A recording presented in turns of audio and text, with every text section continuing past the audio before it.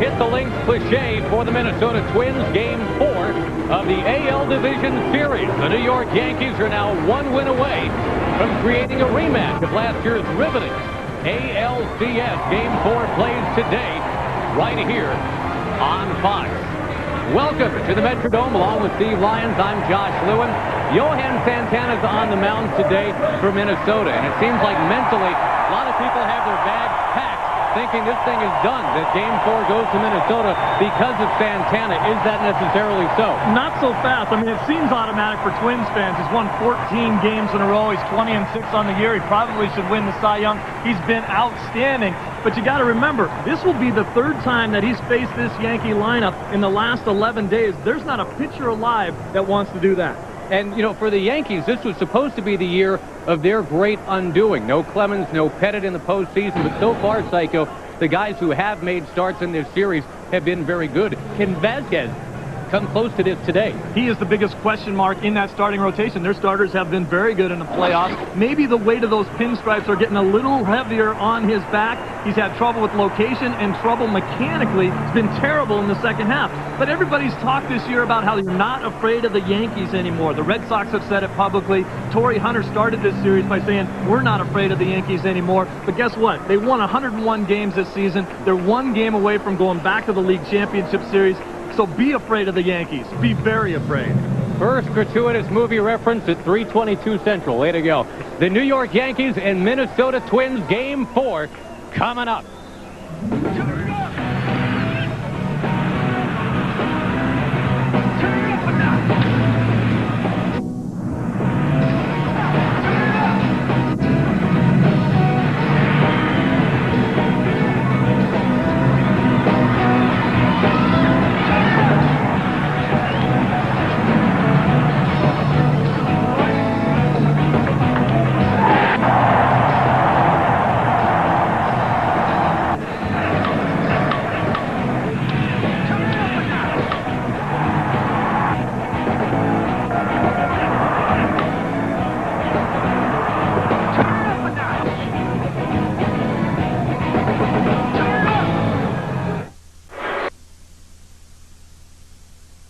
Dodge. You can take life as it comes, or you can grab life by the horns. Dodge. By State Farm, like a good neighbor, State Farm is there. By Radio Shack, you've got questions, we've got answers. And by Bristol Myers Squibb Company, hope, triumph, and the miracle of medicine. Johan Santana was 14-0 after the All-Star break, including the Game 1 win against these New York Yankees. Here is their batting order for Joe Torre today. Derek Jeter, A-Rod Sheffield, Matt Suey, Bernie Williams, Jorge Posada, Ruben Sierra, John Olerud, and Miguel Cairo. The Yankees, Steve, have won 22 of 26 against these Minnesota Twins, and shockingly 13 out of 15 here. You're not supposed to be able to walk in here and do that. This is a team that plays very well at home. In their last 4 playoff games, however, haven't won one. Here's a look at Santana. Look at the numbers. 20-6 on the year. There you're looking at the Cy Young Award winner for this season. Go to a scouting report on Santana. Comes right at you with fastballs. He pitches inside to anybody. He's not afraid to come in, and he's got a devastating changeup. The difference in him this year is his ability to locate the fastball on both sides of the plate. Pitching on 3 days rest for the first time as a starting pitcher.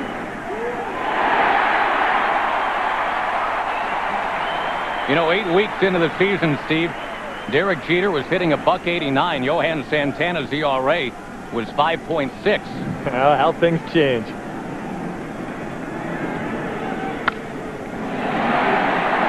You know, the Yankees are known as a very patient ball club overall as far as the way they approach hitting. But against these Twins, they've been very aggressive early in the strike zone, mainly because of the way the Twins pitch. All their starting pitchers like to get ahead early, and so the Yankees have been attacking early.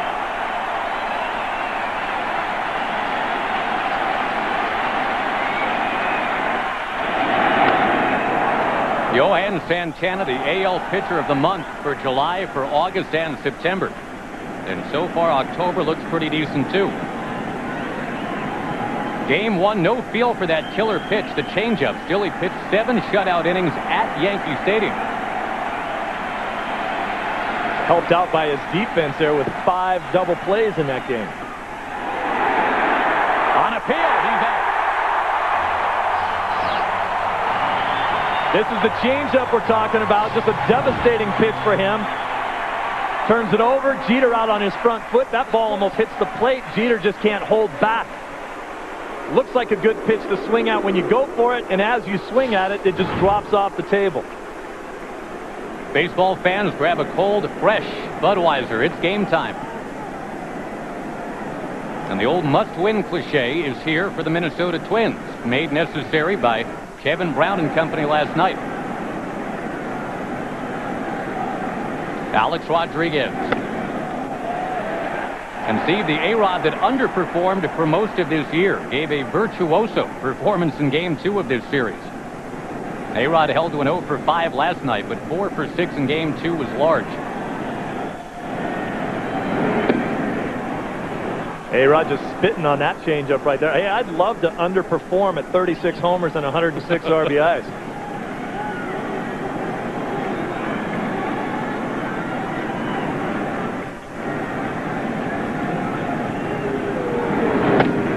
You know, listening to the pregame show, I think Jeannie Zalasko said it best when she said, hey, they don't care what you do during the regular season. They're paying you to win 11 games right now. Minnesota pitching issued the fewest walks in baseball this year. Santana doesn't figure to walk more than 1 or 2 a game. And as you said, Steve, knowing that, the Yankees had a very aggressive approach against Santana in Game 1. Talked about him locating the fastball. That one out over the plate a little bit, kind of tailed back. He was trying to get in on A-Rod.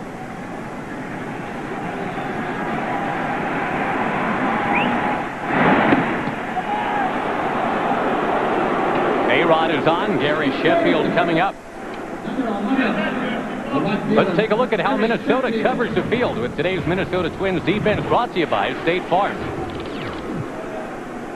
You talked about the double plays. Johan Santana in that Game 1, not a single 1-2-3 inning.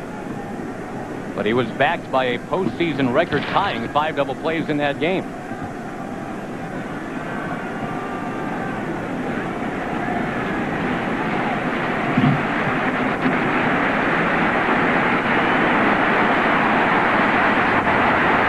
Gary Sheffield with a runner on. And with a left shoulder that should have been in surgery months ago, Gary Sheffield has emerged as a guy who will finish top 3 in the MVP voting if he doesn't win it outright.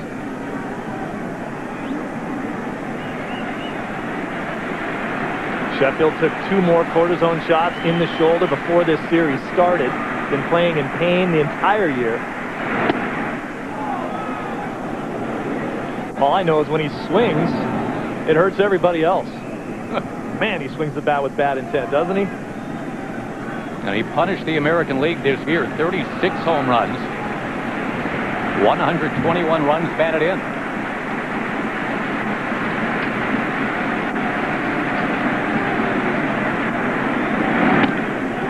Well, there's that change. And the X factor today, obviously, is Santana on the 3 days rest for the first time all year.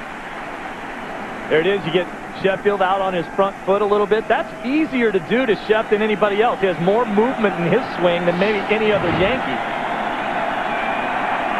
Don Mattingly, the hitting instructor for the Yankees, says Shep goes bad when he starts to slide a little bit. He does, however, keep his hands back as well as anybody in the game. Santana pointing it out. Blanco and Cossey both there. It's Blanco.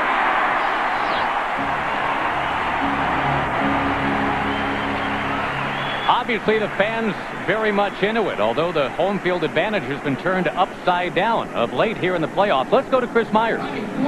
Josh, the Yankees have kind of diffused the Metrodome crowd. In fact, Joe Torre pointed to a couple of advantages for his team today. He said with Santana, our hitters won't be facing him in the shadows. That's a plus.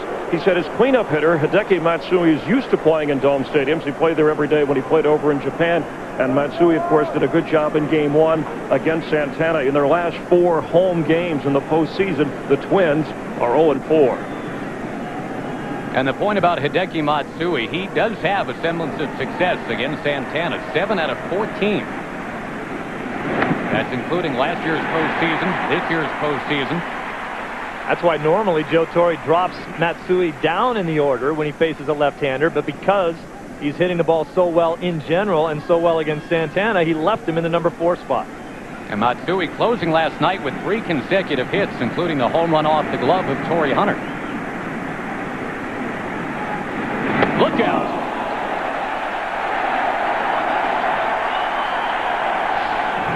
Little message pitch right here. Get off the plate a little bit. We talked about that in the scouting report of Santana. Not afraid to go in on anybody. And that's what has been the biggest difference in the success for him, is pitching inside and then locating his fastball on both sides of the plate.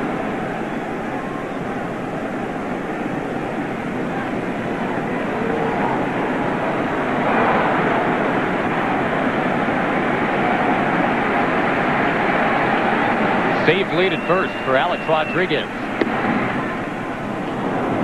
The Yankees continue to get contributions from everybody in this series. 5 different players have homered for New York in the first 3 games of this ALDS.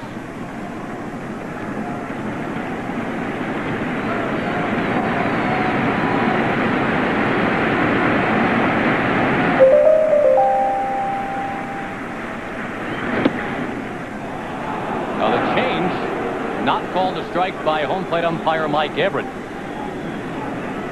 And Everett, when he first came up umpiring in the major leagues, he was a guy who was known for having a very generous strike zone. It seems like over the last couple of years, it shrunk. Generally shrinks come playoff time, too. That changeup right there. You talk about all the guys that have contributed. As you look at the replay of this pitch that catches a good portion of the plate, and that's what you're going to have to worry about with Santana if he doesn't locate. Joe Torre asked about the win last night and all the guys that contributed, especially the guys that have been around so long since the '96 run that the Yankees have been on. Bernie Williams, Posada, Jeter, and Mo. He pulled the string and Matsui strikes out. The Twins will face Vasquez when we come back.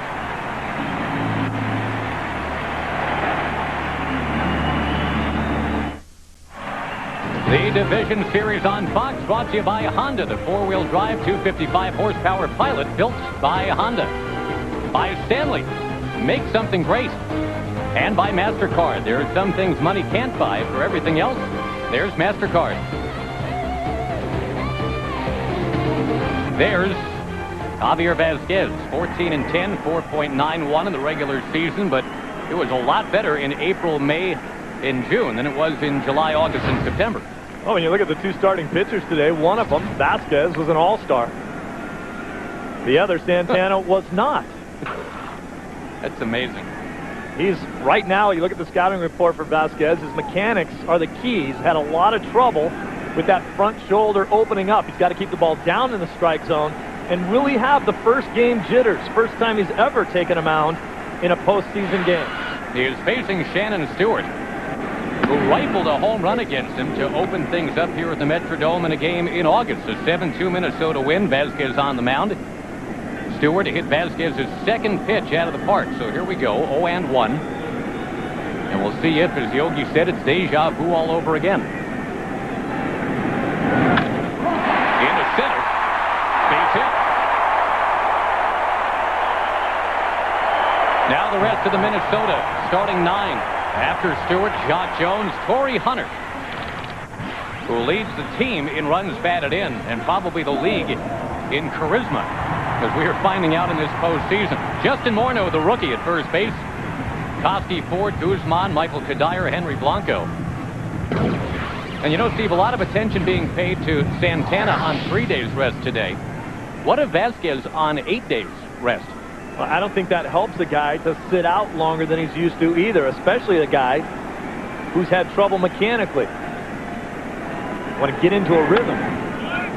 Now, one of the big issues for Vasquez is he is prone to the home run ball. He allowed 33 of them, 3rd highest total in franchise history. And the key for him, obviously, is to keep the ball down. Sometimes, I guess so, when you sit around for a while, you come out and everything's up. Everything's up, and what we've talked about with Vasquez is that front shoulder, his left shoulder flies out towards the Yankee dugout. He opens everything up, and they talk about his pitches leaking.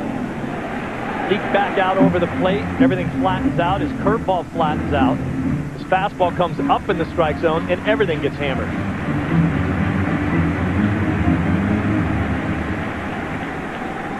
Vasquez now to Jacques Jones, who has played this series grieving. Jacques' dad passing away a week ago. He has homered twice in the 3 games of this series. Here's Jacques Jones. It's been a series of red-eye flights back and forth to California. Mentally, he's exhausted. He says physically he's fine. Check out the mechanics. That front shoulder driving down and towards the strike zone. Pretty good right there. And I would say that really that's what the Yankees need from Vasquez today, right? They need him to be pretty good. They don't need him to be outstanding. The bullpen is reasonably well rested. If they can get 5 or 6 from Vasquez, they're okay. The only guy they don't really want to pitch any length today would be Canyon Sturtz out of that bullpen, so the Yankees are in fine shape. Jones booms it to right. The runner was in motion. But Stewart got confused. He held up. He stopped at second, so now he scampers to third. It goes as a long single for Jacques Jones.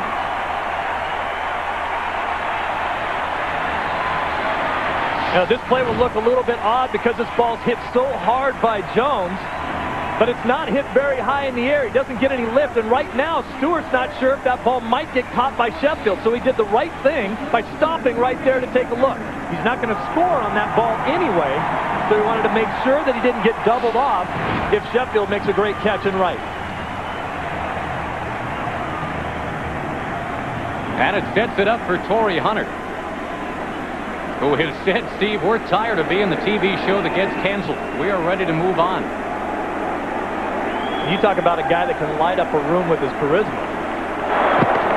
Forget about how talented he is on the playing surface. He has become the face of this Twins organization. You mean he can turn the world on with his smile? You got that right. Right here in Minneapolis? See if he throws his hat in the air like Mary Tyler Moore did. He's being asked today to put this team on his back. And it's a sore back after that collision with the outfield wall last night. I really think the keys offensively for the Twins have to be Stewart and Koski. Here you're going to get a good look at a little slider, maybe cut fastball away from Torrey Hunter. And Shannon Stewart, for a leadoff guy, has not scored a run in this series, and Koski has struck out way too many times in key situations.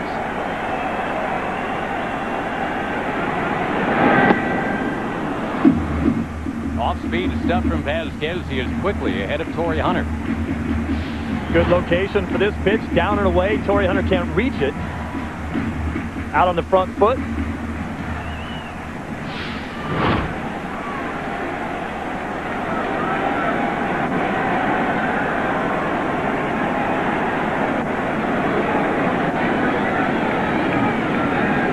Torrey Hunter, 5 hits in this series so far. Bangs this one to right. Back at the track.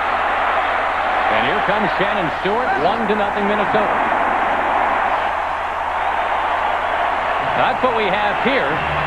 1-up with the Astros and the Braves. Here's Jeannie Zalaska with the game break. Yeah, wait till you see what's going on in Houston. Top 9, 2 outs, nobody on. The Braves last hope. Marcus Giles with Bradley with too much. Astros take the series lead with their 19th straight home win. Roger Clemens to try to close it out tomorrow. It's a good guy to have on the mound trying to close it out. Not too many better. The rookie, the Canadian Justin Morneau.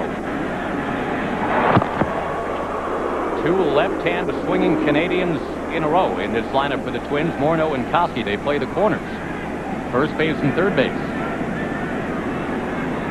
The Twins believe that's the first time in history it's ever been done in Major League Baseball. Back-to-back native Canadians. Morneau replacing the popular but less powerful Doug Minkiewicz at first base. The same Doug Minkiewicz who was Alex Rodriguez's favorite receiver as his high school football teammate at Westminster Christian Academy in Miami. It was A-Rod throwing touchdown passes to a sure-handed tight end, Doug Minkiewicz.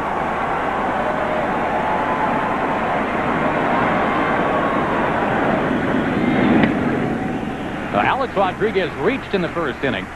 The only Yankee to do so against Johan Santana. And I don't know about you, Steve, but it seems like the changeup is back from Johan Santana. You know, in that first inning, if he keeps throwing like that, I mean, can't imagine that the 3 days rest is bothering him yet. Pretty nasty stuff in that first.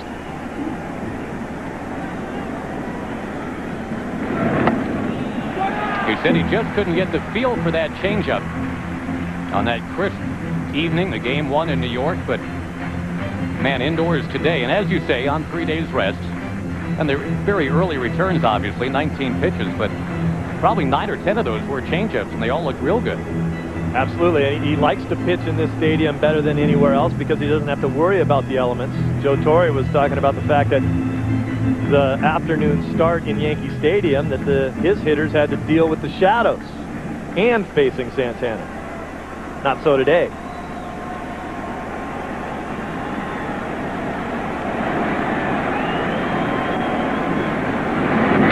Rip and a miss.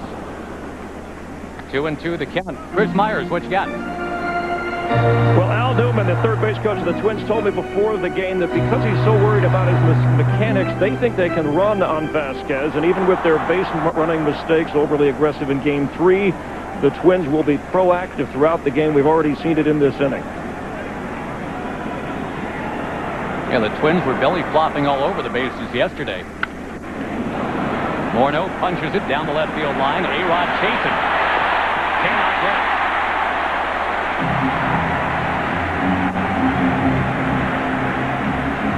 We talked to both managers about the base running adventures for the Twins yesterday as you watch Alex Rodriguez go after this. And I guess the thing that came out of it is that, hey, Ron Gardenhire says, I want my guys to be aggressive. It's something that you can't just turn off all of a sudden. You see Jock Jones coming back to tag on that play if A-Rod was able to catch it, which is the right thing to do. You know, this Twins team has made it to the playoffs the last 3 seasons because they are an aggressive team. Ron Gardenhire is not about to try to squelch that in any way. They made some bad base running mistakes yesterday, but Gardenhire will live and die with that. Because I can't turn them off. I can't stop them. I encourage it. Try to get them to make smart base running decisions. But he said, we will take advantage of those situations far more than we'll be thrown out by taking that extra base.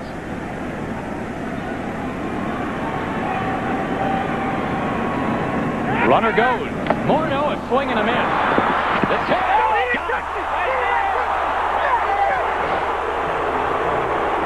Jock Jones argues the call. No sale. It's a double play, and it stays 1-0.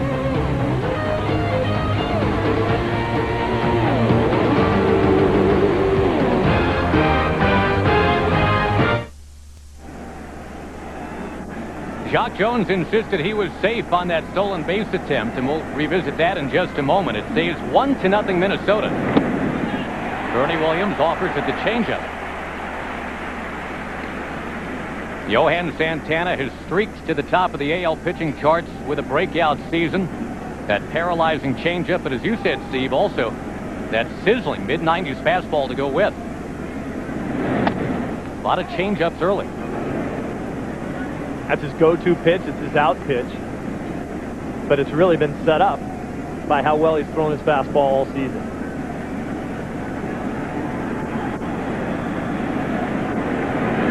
Bernie Williams fouls it. Santana's season starting very slowly. Recovering from elbow surgery, and in mid-June, he had a .500 record, an ERA in the upper 4s. Look at those. Those numbers are gaudy. Opponent's batting average of a .68. If Oral Hershiser was a left-handed Venezuelan, This would be Hershiser in 1988. Unconscious down the stretch, carrying that in and through the postseason. Not a 59-inning scoreless streak to end the season for Santana, but pretty close. Bernie Williams, base hit right field. Jacques Jones will scoop it up. Let's revisit with Jacques Jones out there at second base. Part of the strike him out, throw him out double play. Well, Jones thought that Jeter didn't tag him. You see the second base umpire, Paul Nauert, right there. He can't really tell. He's blocked out by his own positioning, but he is in the correct position to make that call. You see the sweep tag by Jeter, misses him by 2 feet. And then Jacques Jones says, he never got me.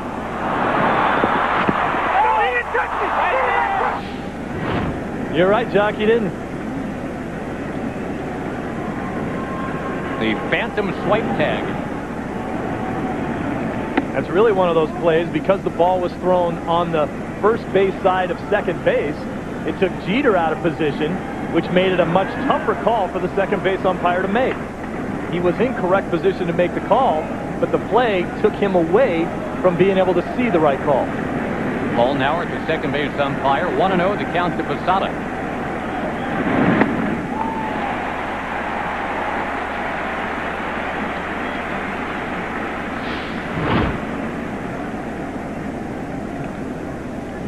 That's filthy right there. He disguises that changeup so well. Well, it's a lot the same way as when you look at a guy like Pedro Martinez and his changeup. His arm delivery is exactly the same as his fastball. The end of center field. Torrey Hunter backing up. He's got it. And nobody plays in this stadium center field better than Torrey Hunter, but he got fooled by that ball. I don't know if he lost it momentarily. The ball was hit much harder than he originally thought. You see him shifting into a second gear to catch up with that ball after a real late break. Oh, what an effort he made on that play last night. A home run ball.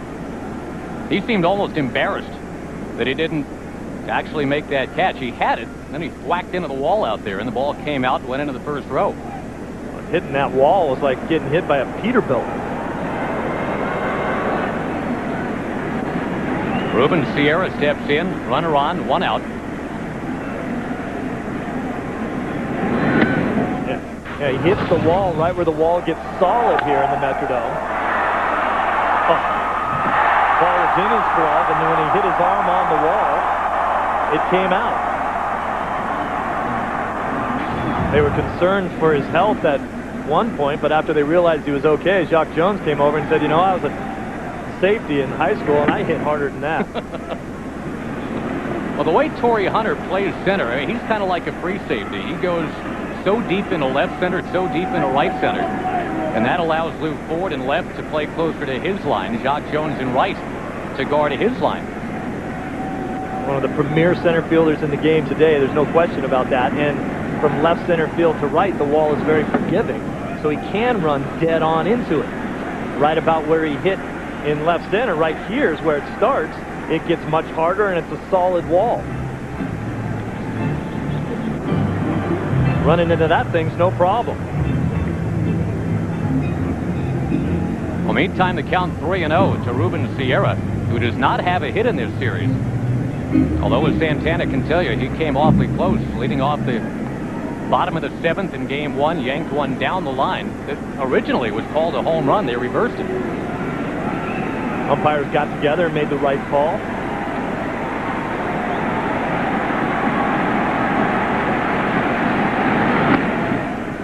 Now that is ball 4. You've got 2 on for Olerud.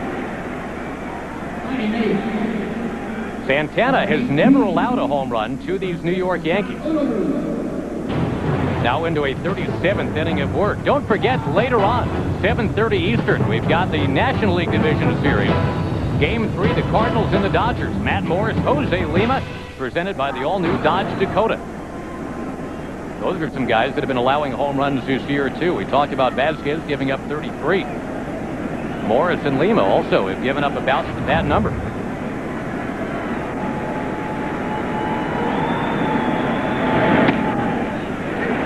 I think Olerud presents an interesting scenario for the Twins and Santana because hitting left-handed, Santana will throw him far fewer changeups. He only has to worry about 2 pitches, fastball and the curveball. The old theory of lefties not throwing lefties changeups because you don't want to speed the bat up. If you leave a changeup out over the plate to a left-hander, he'll put it in the seats in right field. I had that discussion with Allrood, and we both kind of said, I don't get it, why you wouldn't throw a changeup to a lefty just because you're left-handed. If you can't hit a changeup, or if it's one of your best weapons, why not use it to both sides? And Allrood says he very rarely throws me one. Off the scrap heap from Seattle, Allrood has done a very nice job for New York.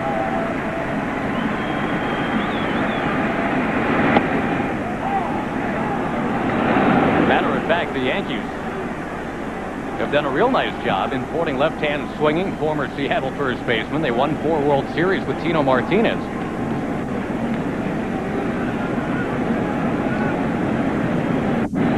Allrood batted clean up the year the Mariners set a record by winning 116 games.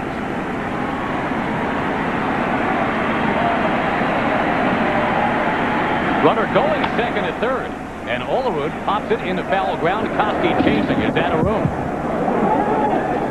Now that was Bernie Williams on the move. Sierra was not going behind him from first to second. Almost every guy in the lineup is on their own as far as running. Williams takes off here. Allrood takes a hack at it. And the ball that Bernie hit for a home run in last night's ball game was actually a hit and run.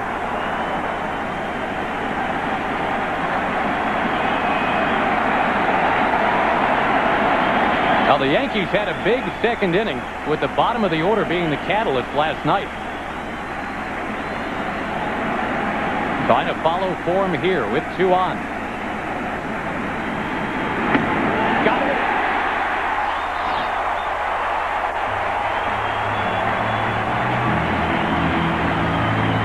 Boy, he just froze Allrood right there, looking for something else. Fastball away.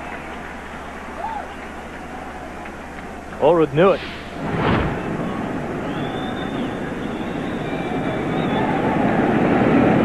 Although Santana's in on 3 days rest for the first time, Steve, he only threw 93 pitches in that game 1. He was backed by all the double plays. If nothing else, the Yankees are making him work a little bit here this afternoon. 19 pitches in the first inning. 17 more here in the second. Well, that's usually the MO of the Yankees. Very patient at the plate. They all work counts. Jeter might be the most aggressive of all the Yankee hitters. But in this series, they have come out swinging early and often. Miguel Cairo. Boy, he was an unlikely playoff hero a couple of years ago when Scott Rowland got hurt in St. Louis. Up stepped Cairo, and at one point he was 7 for 7. Another guy in the lineup. I mean, you talk about a guy hitting 9th in your lineup is just a tough out every time he steps up there.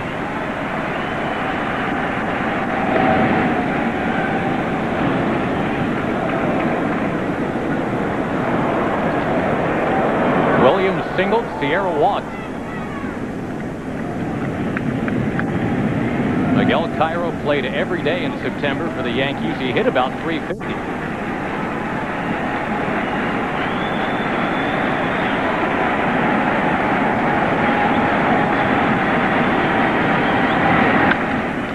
Slap to right field, Jock Jones into the corner.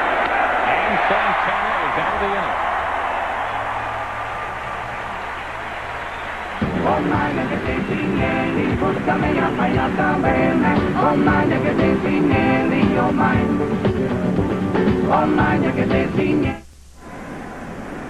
Since the end of August, the guy on the left has an ERA of .4. That means this man, Vasquez, has to be outstanding today, maybe, because 1-0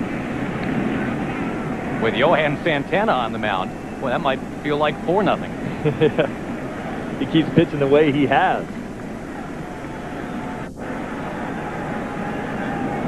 Vasquez to Corey Koski here in the second. You know, Vasquez, on his way into the news conference yesterday, Steve, was whistling casually as he walked in. I think the tacit message was, hey, no big deal. I can handle this. First big league postseason appearance. No big deal. Now, this is a guy that came into this Yankee team being very successful, pitching for the Montreal Expos. They expected more out of him this season, certainly in the second half. You know, he was 111 in run support in the major leagues last year. He knew that wouldn't happen again once he signed with New York. Indeed, he's had the run support. What he's lost, as you've mentioned, is his consistency.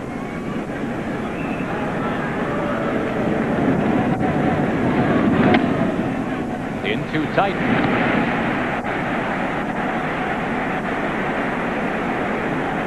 Vasquez does not normally start an inning with a walk. That happened to him only 9 times all year. This is his 210th inning. But here he is, 3-1 on Koski. Here's what we were talking about before, him falling off the mound and opening up the shoulder a little bit too quick. This was 2 pitches ago. Watch where Vasquez ends up after he throws the ball. Front shoulder leading. Look at him falling off the mound over there. And the ball tailing up and in to Koski. A little squibber, A-Rod, off the back foot. And the scoop by Olerud. What a play. Wow. So you've never played third base before, huh? We'll make you one this year. Look at this play. When A-Rod was in Seattle, he regarded John Olerud as about his best friend on the team and one of the best in the business at vacuuming up wayward throws. They are reunited. Different uniform, different position for Alex. Outstanding at both ends. That one's into Lou Ford, 1-0. Just seems like the guy who picks it at the back end of a play like that is the guy who kind of gets forgotten. You look at the play that A-Rod makes, and it's beautiful, but if you can't pick it at first base like Olerud did, it's a base hit, and there's a guy standing over there. Vasquez receiving a little bit of help so far. That play by Alex Rodriguez to strike him out, throw him out, double play last inning, too. Jock Jones, maybe rightfully so, had a dissenting opinion as to whether or not he was safe or out.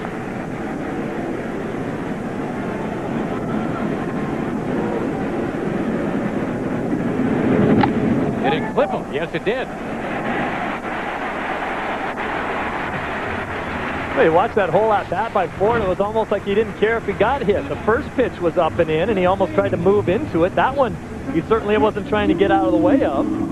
I like that. Up on top of the plate, hitting down in the order. Try to get on any way you can. That's why you don't have the spray painted on jersey. Let it go baggy like that. Here's how the Yankees cover the field with today's State Farm defense. You've got Matsui, Williams, and Sheffield in the outfield again. Pretty much the standard look here for Joe Torre. Guzman way out in front. Ron Gardenhire joking with us before the game. He got a look at that Yankee lineup and he kind of sniffed and said, man, I thought Joe Torre might rest some of the regulars today. Day game after a night game. Oh, so funny. Just to break the ice in the meetings you have with the managers, you sit down. And the more you hang around Ron Gardenhire, the more you like him. Gardenhire broke in as a major league player under Joe Torre with the Mets. 1981.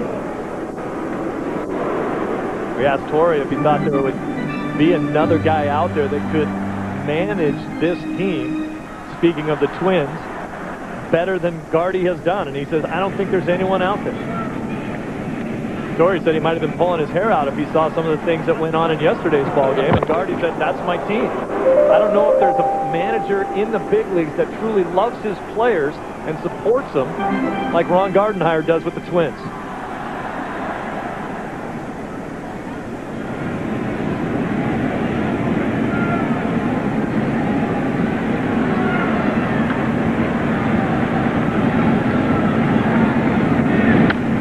Slapped at a play by Guzman. Kind of a foreboding sense of deja vu for Minnesota right now, Steve. Last year, Minnesota won Game 1 at Yankee Stadium. then lost the next two, and had Santana on the mound right here for Game 4. And you know how that went.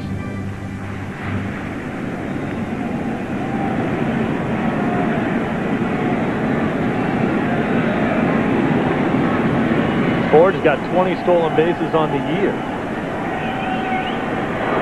He was going. It's tough to run on Vasquez. He had a streak, Steve, going back to last year at one point, 236 innings without allowing a single stolen base. It was Torrey Hunter that finally got him right here 6 weeks ago. Ford was caught leaning the other way that time. I don't know if he was on the run or not. Looked like he had intentions of going. Chris Myers brought it up that they're worried. They think they can run because Vasquez is worried about his mechanics and he'll be more deliberate. But then you look at the numbers and see that he's allowed only 2 steals all year. And we'll see how it plays out. I think obviously the score of the game, the situation will dictate a lot of it too.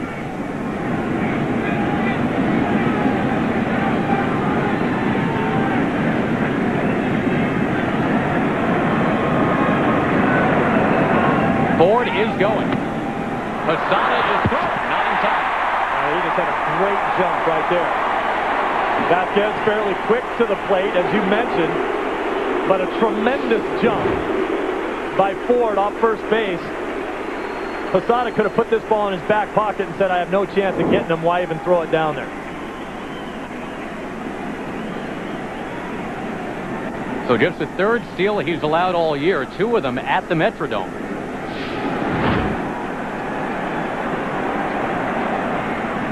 And the count 1-2 to Guzman.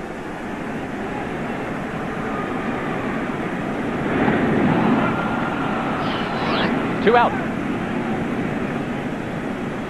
That's been part of the problem with Guzman his whole career. Watch his feet, not stable underneath him, sliding, moving too much with all his weight out on his front foot, and swinging at a pitch down in the dirt. The off-speed stuff has been nearly as effective for Vasquez, it seems, as it has been for Santana so far.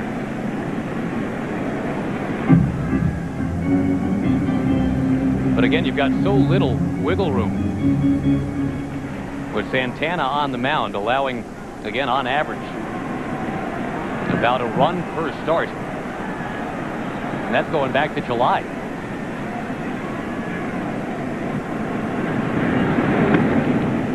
Strike 1 to Michael Kadire. Huge at bat right here for the Twins in the early going of this game with Kadire up, hitting 500 in the series. And a chance to drive Ford in.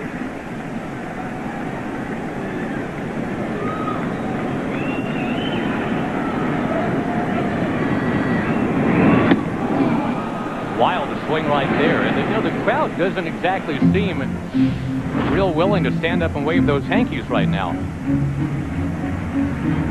They were very loud as we came on the air. They were loud when the Twins took the lead.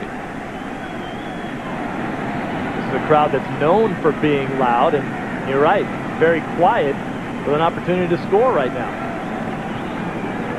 I don't know if Kadire is bothered by the way Ford takes his secondary lead off the second base. He's very loud and rambunctious out there. Sometimes a hitter can be bothered by seeing all the movement of that secondary lead there by Ford.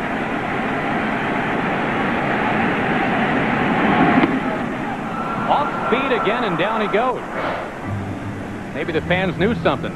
Nothing happened in that inning. Alex Rodriguez coming in.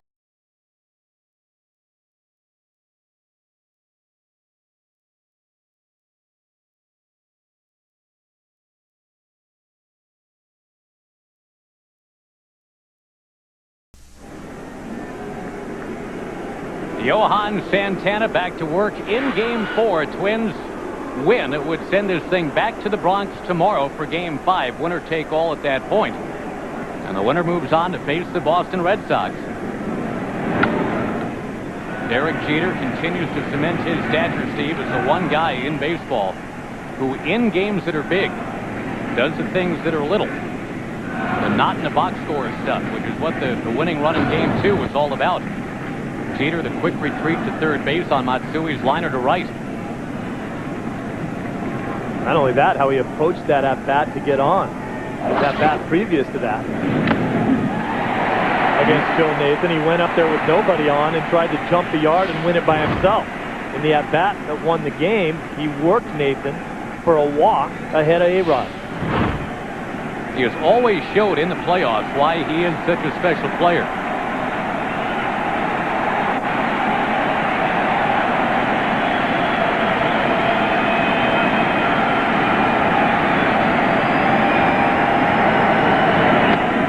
Two of the most incredible defensive plays you'd ever want to see in the 2001 division series. The option pass to the plate to cut down Jeremy Giambi. The headlong dive into the stands to catch a foul ball. It's almost like you're just waiting for what and when. You know something's coming. When you talk about guys that just know how to play the game and play the game right, Derek Jeter's at the top of that list. I mean, when you think about the intangibles, as you talked about, what he's done, because when you look at just the overall numbers, and Jeter is paid among the players that are at the top of the pay scale. Jeter's driven in 100 runs only one time in his career, never hit 25 home runs in a season. Scores 100 runs every year. And he bangs this one into left center.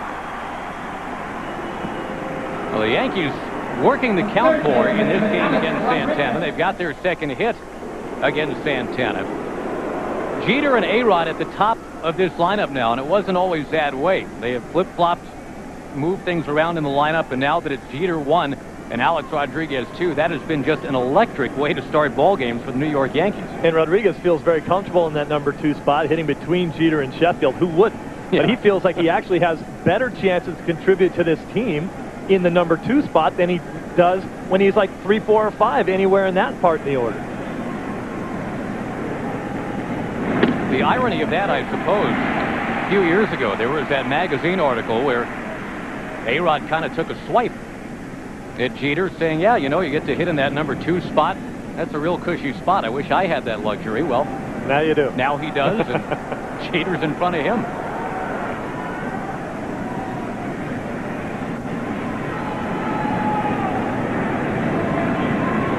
A lot of magazine articles have been written about these two guys, Jeter and Alex Rodriguez. You've seen Jeter on the cover of GQ. You've seen him on a cereal box. You've seen him hosting Saturday Night Live, endorsing peanut butter. But he's earned it because you've seen him in a batch of World Series games, too. You know, I like that one, too. Shows about guys that give back to the community and are aware of what's going on around them. Off the end of the bat in the center, Torrey Hunter looking for it and now finds it. Now, if anybody knows how tough it is to play the conditions here, it's Torrey Hunter. I think he's decoying right here. He knows where the ball is. He's trying to get Jeter. You think? Yes, he's trying to get Jeter to move up. I think you're right.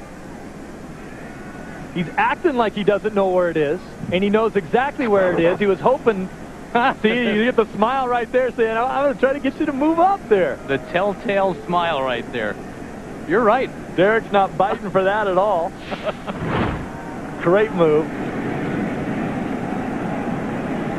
No, when you slow it down, you saw he had his eyes fixated on where that baseball was. Sheffield tomahawks one foul. You know, in the early going here, Josh, I think what I'm most impressed with as far as the way the Twins are playing this game right now, still very aggressive, taking the action to the Yankees in an elimination game. Not playing tight. You see Torrey Hunter out there almost messing around, trying to get Jeter to bite on a decoy play and then laughing. The guys are having fun playing the game. Oh, he got at least one announcer to bite. He did not get Jeter. But, you know, it's an interesting point, Steve. And, you know, after they got throttled yesterday, it was essentially an 8-1 game yesterday. There was some cosmetic surgery at the end, made it 8-4. But the Twins came in that clubhouse. Ron Gardenhire ordered the radio on and at a high decibel. I think the tacit implication being that, hey, you know, this is... We're not done yet. Yeah, let's just go out and play tomorrow. I think the theory there is, you know, you play 162 games during the regular season. If you're lucky enough to get into the playoffs, there's a lot of teams sitting home right now watching. It's like if you can't turn the radio on every time you lose a game, you're not going to be listening to the radio a lot.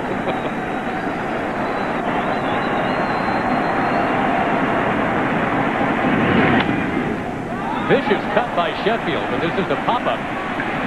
Morneau couldn't hold it. It was awkward because you had a few Twins in the vicinity. It's an outstanding effort by Morneau because Blanco lost that ball. You have to see how far Morneau comes over. Now Blanco's really going after this ball. You're not sure if there might be a collision here because you don't really have a chance to call that because neither guy knew if he could actually catch up to the ball. It should have been a ball caught by Henry Blanco. It was much closer to him, but when the ball went up, he lost it. Morneau had to come a long way in to try to make that play and almost did it.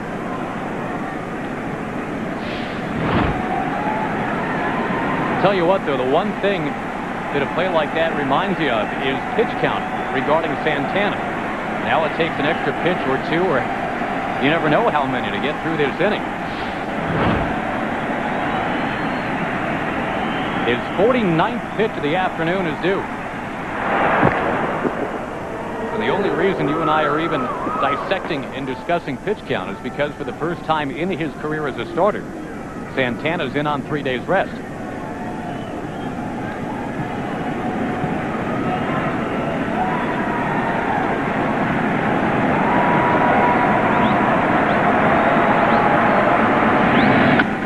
Off the plate.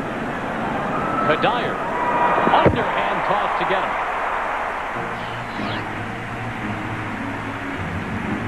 Matsui coming up next. And folks, you can play Hit the Pros, presented by the all-new GMC Canyon. Base reel pitches from today's best pitchers, including Johan Santana. Log on to foxsports.com on MSN, keyword games, GMC. We are professional grade.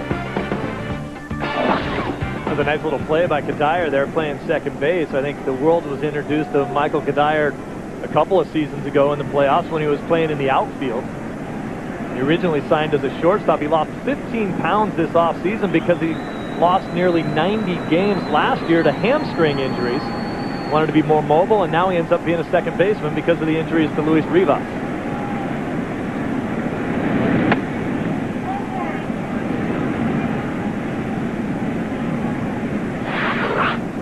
Hideki Matsui, the one Yankee who can claim success in the past against Santana.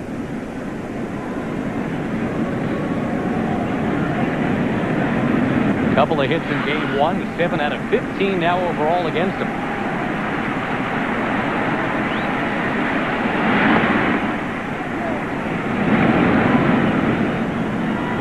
Minnesota, indeed, Steve, has won this year with pitching. A team that hadn't finished a year in the top 5 in AL ERA since 1992.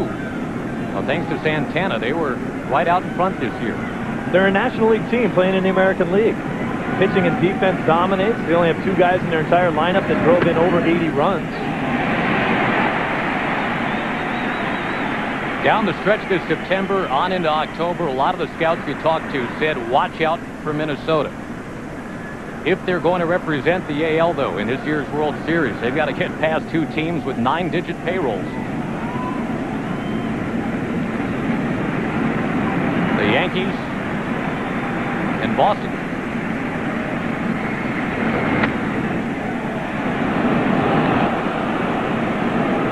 Well, I think Terry Ryan, the general manager of the Minnesota Twins, has not only done an outstanding job putting this team together, but I think he'd like to say that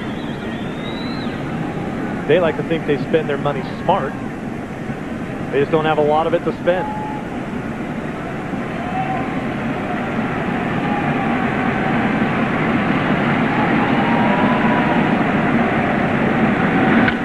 Ground ball, right side, base hit, Matsui. Jock Jones comes up firing. Tie game, and the ball gets away.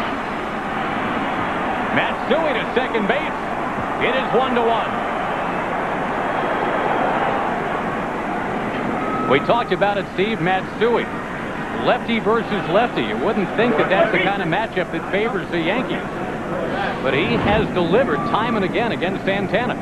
Now just bouncing one into right field. The mistake here is with Henry Blanco. Once he knows that he has no chance of making this out at home, he ought to come off of home plate and get out of the way. Jeter's going to knock him out of the way.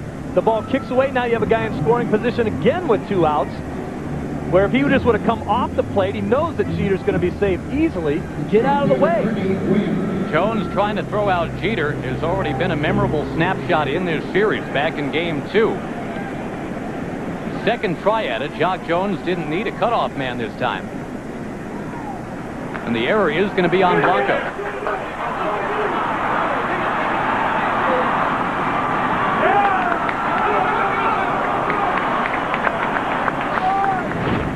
Now a runner at second for Bernie Williams in a tie game. Puts a little bit more pressure on Santana and the defense here of the Twins. If Matsui stays at first base, basically with 2 outs, any base hit's going to score him. Williams creamed a home run yesterday to right. I know it's early, Steve, but a couple of big things for the Twins in their half innings. That phantom tag to end the first inning down at second base, and the fact that the Twins had a chance to add to the lead in the second inning, but saw Guzman and Kadire both strike out.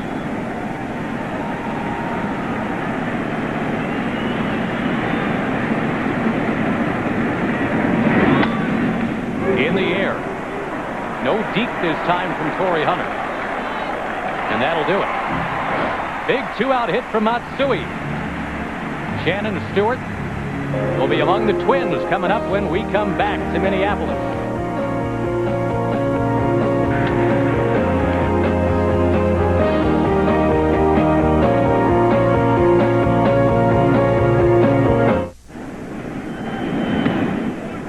Minnesota batting now here in the bottom of the third. Henry Blanco against Javier Vazquez. It's a 1-1 game.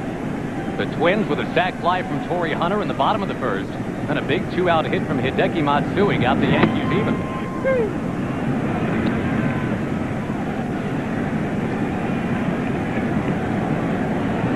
(9-1-2) in the order for Minnesota against Vazquez. Making his first ever postseason appearance. Wow. Off speed, tantalizing pitch, and Blanco out of there. It was like an Ephus pitch curveball. Go back to last inning and the missed pop foul ball right here with Gary Sheffield up. He then bounced out weakly to second base. That moved Jeter up to second. And then this play here, Jeter scoring. He never would have been on second base if they were able to catch that foul ball.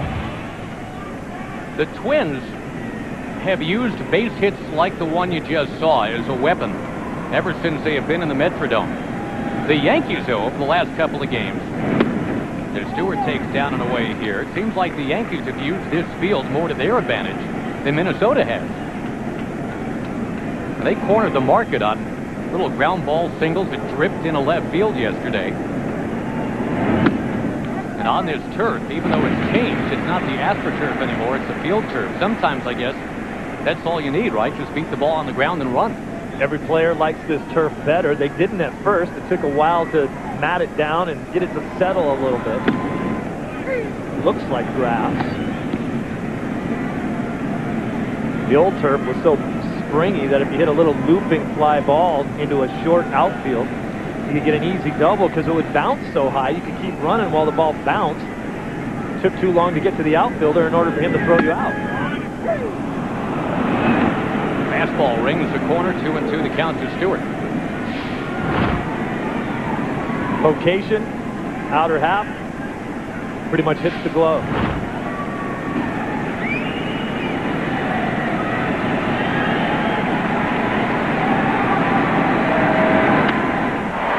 Over to short. Jeter has got it. Weeknights on FSN, the best damn sports show period. Scheduled to appear this week, you've got comedian Drew Carey. And Michael Strahan will talk Giants football along with giving his weekly NFL analysis. Plus much, much more. The best damn sports show period, weeknights only on FSN.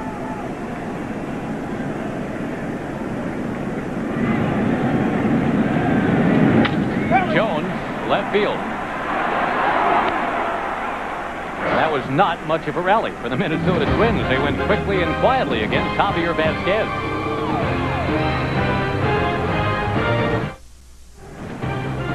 The division series on Fox brought to you by Budweiser. Grab a cold, fresh Budweiser. It's game time.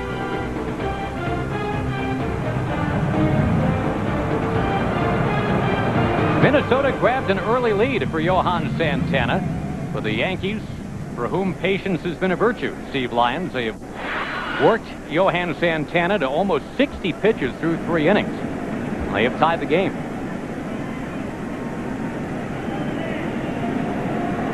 That's what the Yankee lineups have been known for, just wearing starting pitching out, getting into the other team's bullpen, and beating you that way.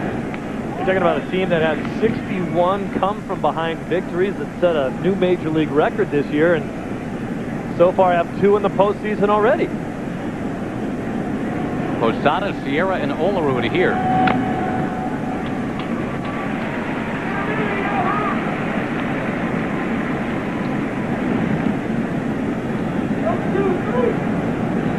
Derek Jeter scored the tying run in the 3rd. Matsui worked a count to 3-1, knocked him in.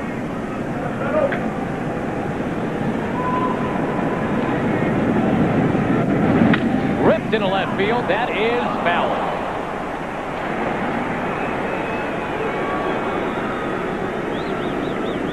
Santana has not had a 1-2-3 inning yet against the Yankees. Game 1 or here in Game 4.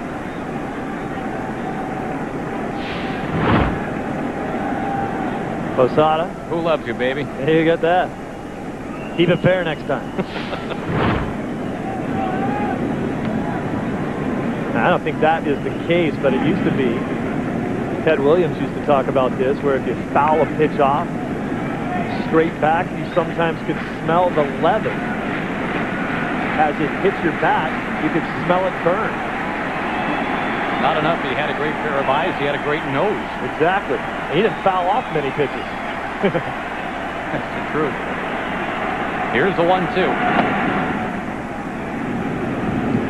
Well, the Yankees now up 2 games to 1. Again, they're leaning on Santana. Are the Minnesota Twins to force Game 5 tomorrow?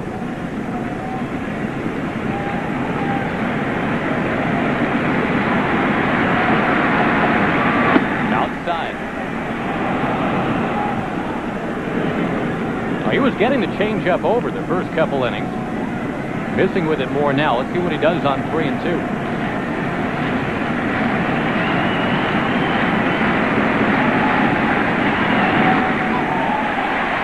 Little slide piece.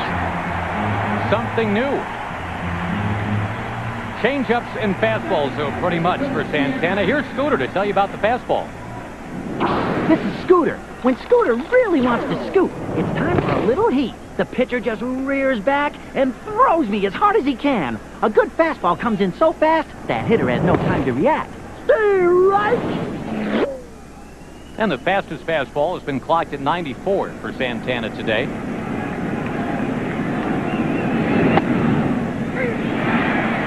.93 is pumped onto the corner. Ruben Sierra down 0-1. That was the pitch they say generally uses fastball and his changeup most, but will throw a lot of 3-2 sliders. In the left. Well, one thing about Ruben Sierra, who is now 39 years old, and this has been true since he was 19 years old, you throw him a fastball like this, blow it in, and he's going to cream it. Look at the arc of his swing. Big leg kick. Bat through the hitting zone for a long time. Look at the frozen on contact there. Big leg kick, but when he gets his feet down in time to go ahead and hit that pitch. Now, you can do anything you want before you actually swing. You look at all great hitters. They all get to the same place at point of contact, regardless of what they do before that happens. Now John Olerud, 1 on, 1 out. Over to first, a juggle by Morneau. The rookie gets rid of it. Safe at first base. And the fans are getting all over Jerry Crawford, the first base umpire.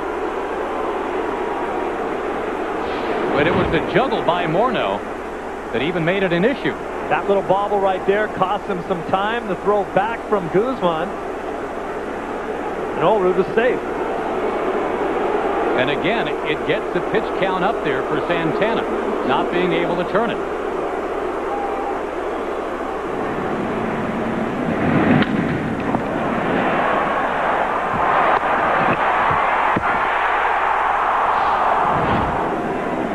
Pretty close play down there first. Olerud hustling all the way. We watched that swing from Sierra. You talk about a guy who still has one of the prettiest swings in the game, and that's Olerud. Miguel Cairo takes down too low. The fastball from Santana. Hey, Josh, that was a play right there, too, where you talk about Guzman and his ability as a shortstop, which is outstanding. He made just 12 errors this season. But for me, he was a little too nonchalant on that throw back to first. He should have had his momentum going back to first base. He had plenty of time to do it. Now Cairo gets into one. Boy, and not to pick on the rookie Morneau, but it was his drop last inning that got Jeter in a scoring position eventually. Matsui came up with a 2-out hit. The inability to turn this double play, whether it's Guzman or Morneau or both of them contributing. And again, here come the Yankees. You'll watch Guzman take the throw flat-footed on second base, when I think that he should have had his momentum coming towards the ball. See, flat-footed, catching it and throwing it. He should have taken that throw much more close. Similar to the way you would take a throw from a second baseman turning a double play, getting your momentum going towards first base. And there's the pitch up and out over the plate from Santana that gets hammered to left by Cairo.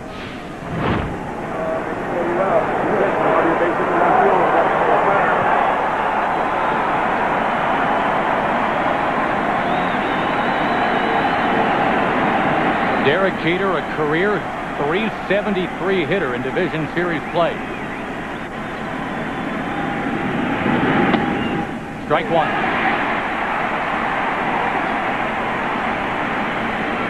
A 14-game hitting streak in Division Series. Been on base in 20 straight division games. This is the biggest at-bat of Johan Santana's career right here.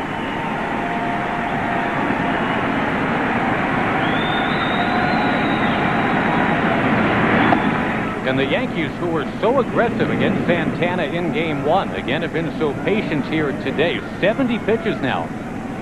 Working on 3 days rest for Johan Santana.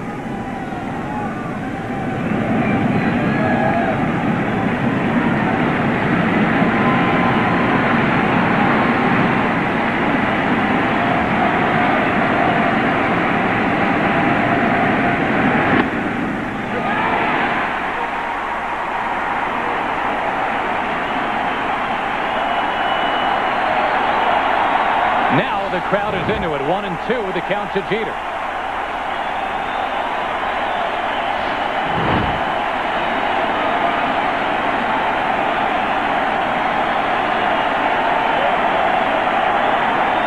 I'd throw the slider down and in, similar to the pitch that he threw Posada right here.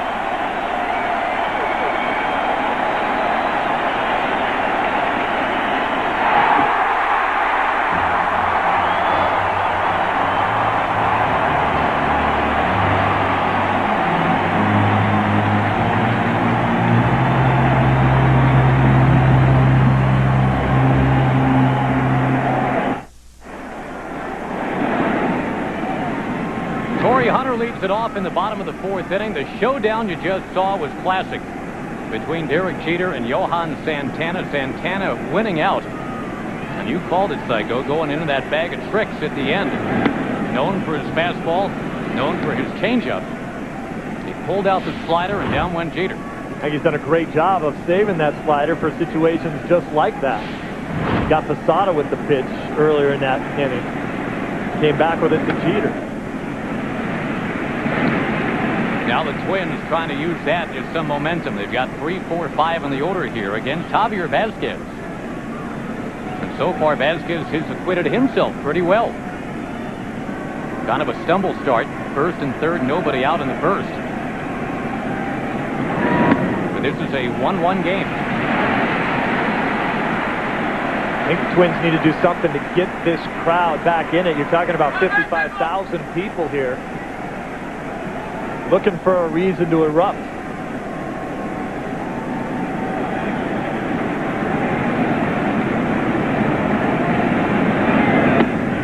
That'll get him started with a walk to Torrey Hunter. Let's take you back to the Jeter at-bat against Santana. Now, how does Cy Young respond to the biggest at-bat of his life? All location. Away to Jeter, then down and in. Then away, 2 strikes, and then the slider down and in to put him away. All excellent location pitches. Jeter didn't have a chance.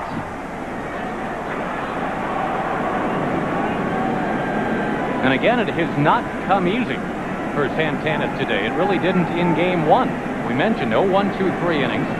He was backed by 5 double plays in that game.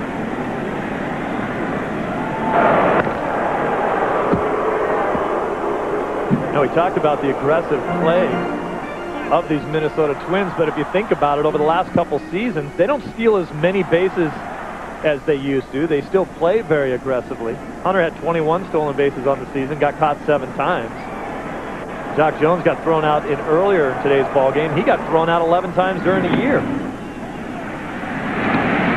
None of them on the whole run as much as they used to, except Hunter. Rivas stole 31 bases in 2001, just 15 this year.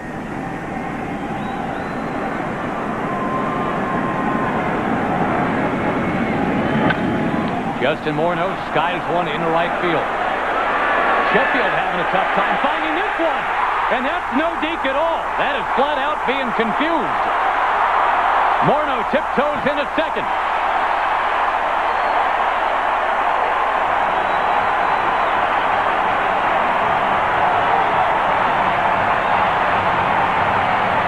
What has been described as the tapioca sky here in Minneapolis. That milky white cover to this dome just ate up Gary Sheffield. Well, it's a bad play because you lose it, but Sheffield right there does a good job of letting everyone know that he doesn't see it. And Torrey Hunter did a great job of knowing that no one saw it, and he took off for third base. Look at Cairo hustling all the way out there to get the ball. Bernie Williams was also coming. Look at the recognition of Torrey Hunter, and he's off to the races. Torrey Hunter, who had deked, or at least attempted to deke Jeter earlier. Now at third base as Koski sends one to left. Hunter ready to tag. Matsui's got it. And the Minnesota Twins are on top.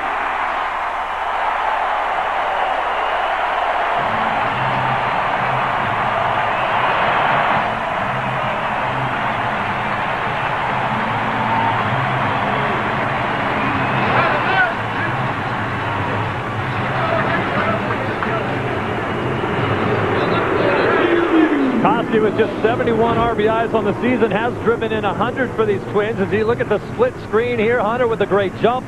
No chance of getting him with his speed. And Koski getting the job done at the plate, driving in the run. The way he's supposed to do it, that spot in the order. Now Lou Ford. The Twins with a pair of sacrifice flies have a 2-1 lead on the Yankees here in game 4.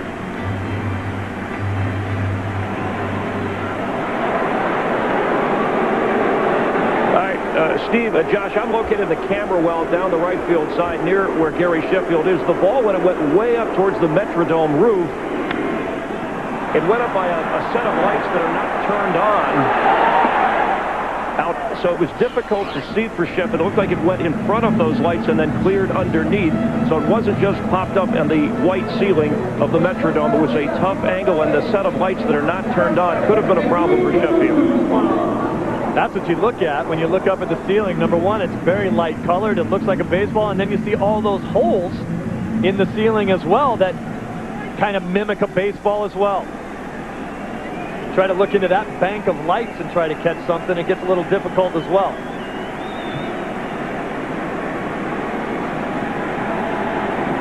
Now Christian Guzman, strike one.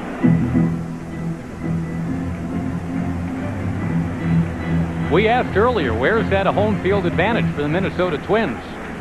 Found it. Yeah.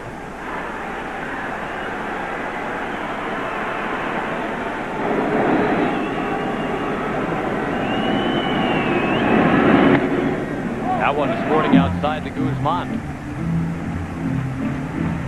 I think it's interesting, too, Steve. Vasquez had not walked a batter all day, and we had mentioned earlier he very seldom walks a leadoff man in any inning. That was just the 10th time all year. Hunter drew the leadoff walk here in the 4th. And he has come on in to score the tie-breaking run.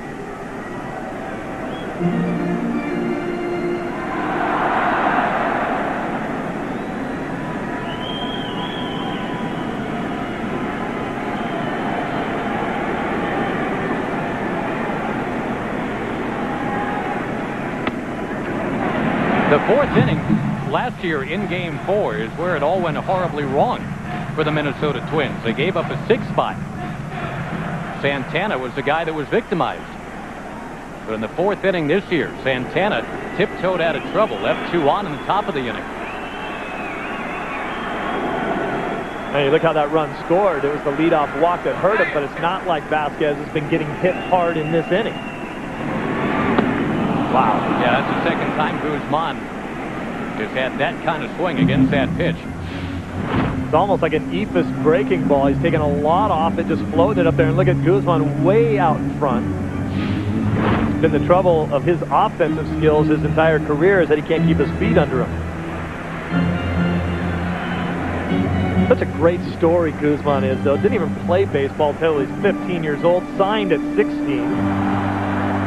Took $5,000 to play for the Yankees. Traded over to the Minnesota Twins in the deal that sent Chuck Knobloch to the Yankees. Took classes at a community college to help him with his English.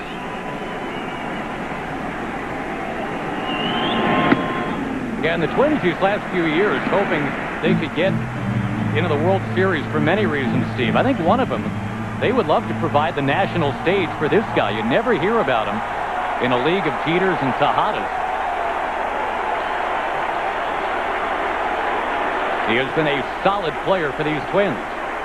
You have Kadire playing second base because Rivas, the injury to his elbow.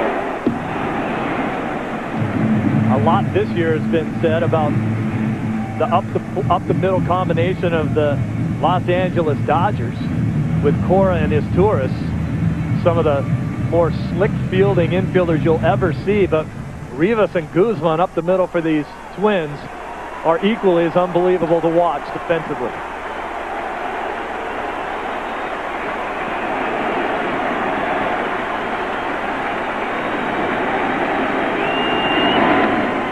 Guzman walks, and the inning continues. Been some trouble in the air here at the Metrodome.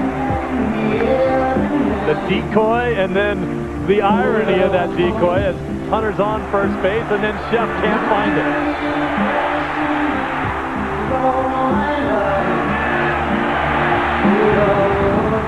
Lost in space. And the second Minnesota run of this Game 4 coming in when Coffey had the sac fly to get a Hunter across. That's the type of at-bat right there that really worries the Yankees. Vasquez walking Guzman, who Guzman right now looks clueless at the plate. Can't afford to walk him. Bring Kadire up here, is hitting .500 for the series.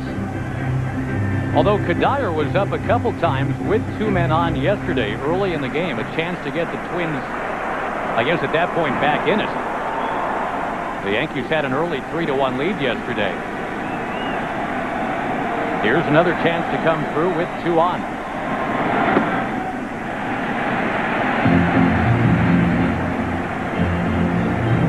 Now remember, including the postseason, Minnesota has lost 22 of its last 26 against the New York Yankees. From 4-22, they now need to quickly go 2-0.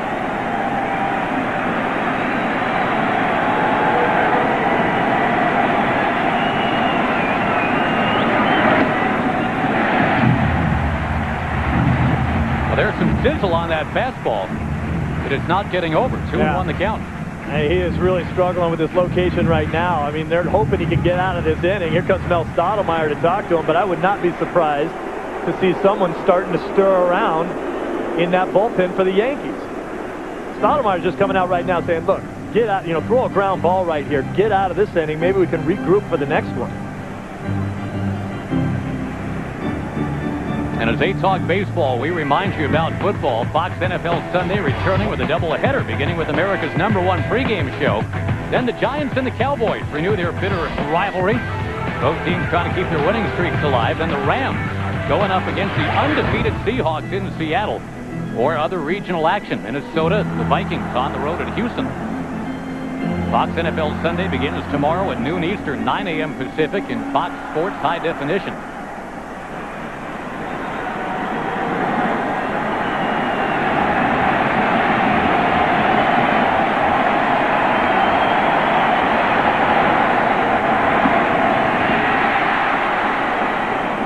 Second pitch of this inning.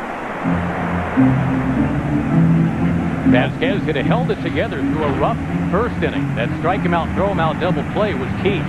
That pitch nowhere close. This is where it gets very difficult, and you have to have a lot of discipline as a hitter. 3-1 count with a chance to drive in runs. You want to come out of your shoes, but right now, you don't have any confidence that the pitcher can throw the ball over the plate. Last thing you want to do right here is swing at a bad pitch. It's got to be middle in, dead red.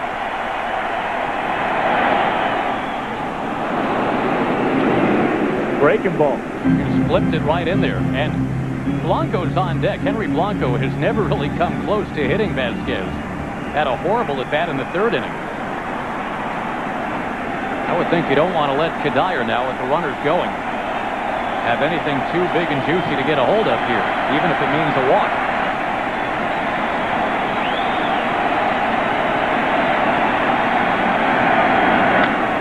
A chopper.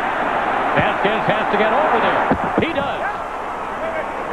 And the inning is over. Minnesota's got the lead in Game 4. We'll return after a word from your local Fox station.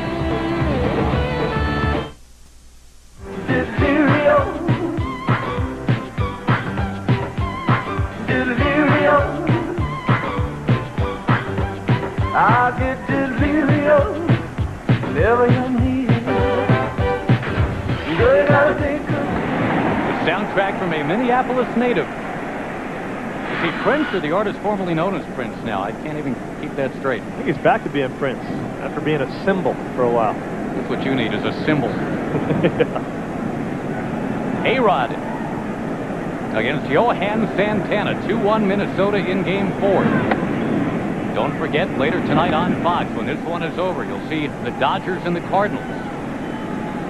Game 3 of that series. The Twins are hoping for Game 5 in the Bronx tomorrow.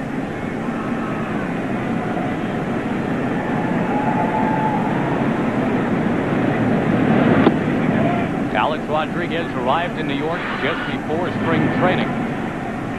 Steinbrenner piling more hotels on Park Place and on Broadway on this Major League Monopoly board. 8 big league players, Steve, with $100 million contracts. The Yankees employ 4 of the 8.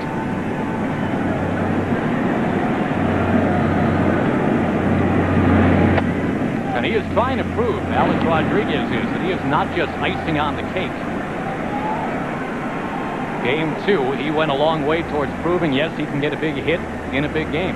I think that's where, for a lot of Yankee fans, A-Rod finally arrived as a Yankee. Pinstripe coming out party. Rips and misses here.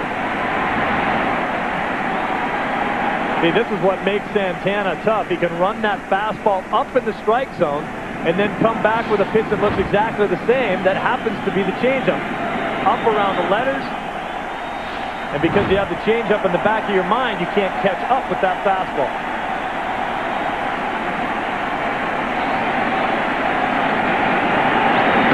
Up and away, he has walked Alex Rodriguez for the second time today. We go to Jeannie Zelasco, standing by for a game break. And the new Killer Bees are back, and Beltran, as in Carlos, who got the day started with a 2-run shot. Brannon pitched 6 solid innings in his postseason debut, and the Astros now 1 win away for their first postseason series victory ever. The Dodgers 1 win away from elimination at the hands and bats to the Cardinals. They are getting ready at Dodger Stadium. Game 3 of the NLDS. It is coming up next on Fox. Lima time.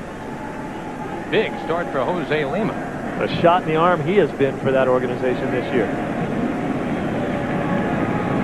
I enjoyed his singing on the pregame show, too. down 0-1. Oh, man. Can you imagine how hard this guy would swing if his shoulder didn't hurt? Goodness.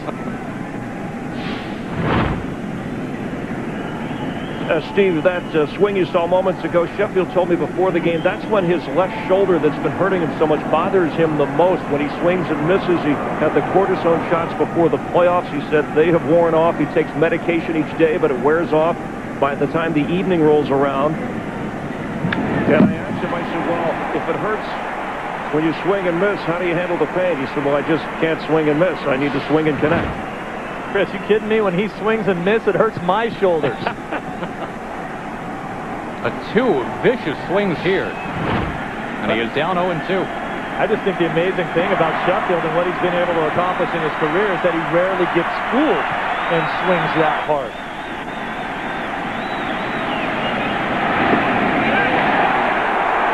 Yes, he did. Got fooled there. 6 strikeouts for Santana. It's the changeup down in the dirt. Jeff offers at it and can't hold up. Boy, this has been a rough 10 minutes for Gary Sheffield. First, the ball that he lost, leading to the run in the bottom of the 4th. Now the strikeout.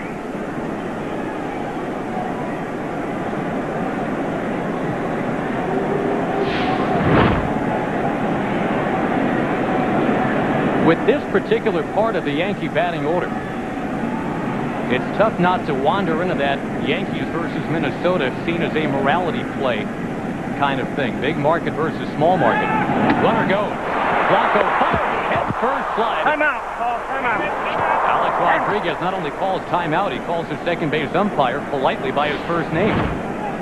Well, Rodriguez stole this base off of Santana. Very slow delivery. Blanco, great quick footwork, but throw off to that side of the bag there a little bit. Really had no chance. Look at the jump. Rodriguez going on very first move of Santana. We're going to throw on the third base side of second base. No chance of getting A-Rod. He kicked some dirt up in his own eye with that slide. Again, there's your emblem for this referendum on big market versus small market. Alex Rodriguez out there at second base. Remember last year with the #1 payroll site that the Yankees lost the World Series to the #25 payroll. And forget about any lessons learned. The Yankees went out, just spent more is the answer to that. When you think about today's matchup with Javier Vasquez on the mound for the Yankees, they really made the decision to basically trade Vasquez for Pettit. That Pettit signed with the Houston Astros. They take that money and sign Vasquez.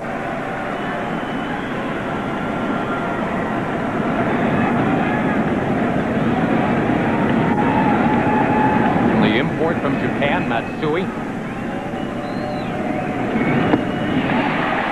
think the stamp of big market versus small market will be on this series as long as these two teams keep getting after it. And Steve, forget payrolls. The Yankees souvenir playoff program is $10. Here at the Metrodome, the Twins is $3.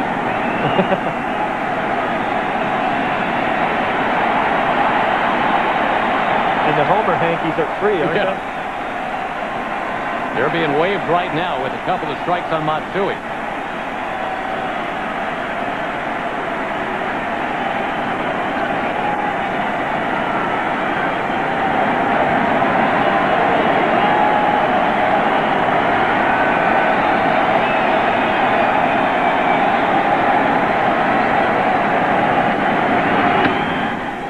Now once again, Santana tries to drive Matsui off the plate. Matsui 8 of 16 lifetime now against Johan Santana. Yeah, Josh, you're talking about just adding payroll. When you think about how Vasquez got to the Yankees as well in the trade with Nick Johnson, Juan Rivera, Randy Choate, none of those guys making very big money, and then they have to turn around and sign Vasquez for the 4-year, $45 million deal.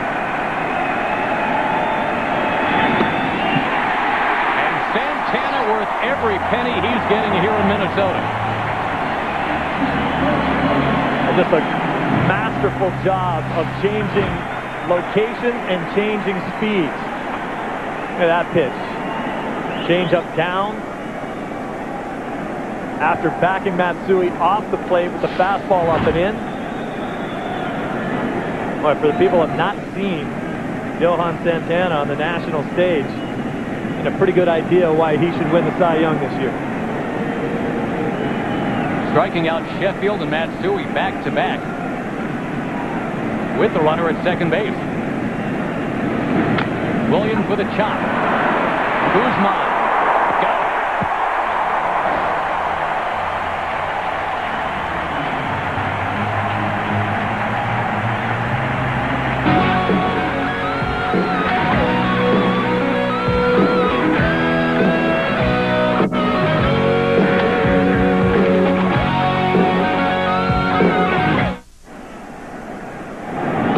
Underway here with the Minnesota Twins batting in the bottom of the fifth, and Henry Blanco gets a shave from a Javier Vazquez.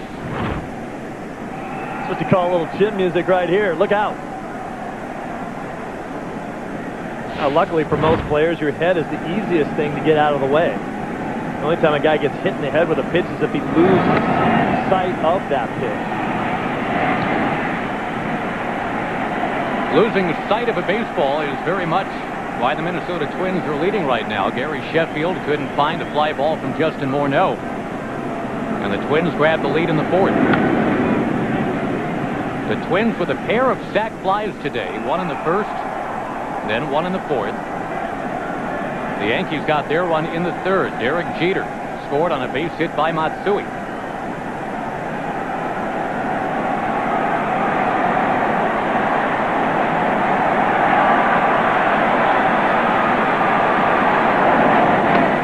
Best the Twins can hope for is that winner-take-all Game 5 at Yankee Stadium tomorrow night. This after they were 2 outs away from going up 2-0, remember.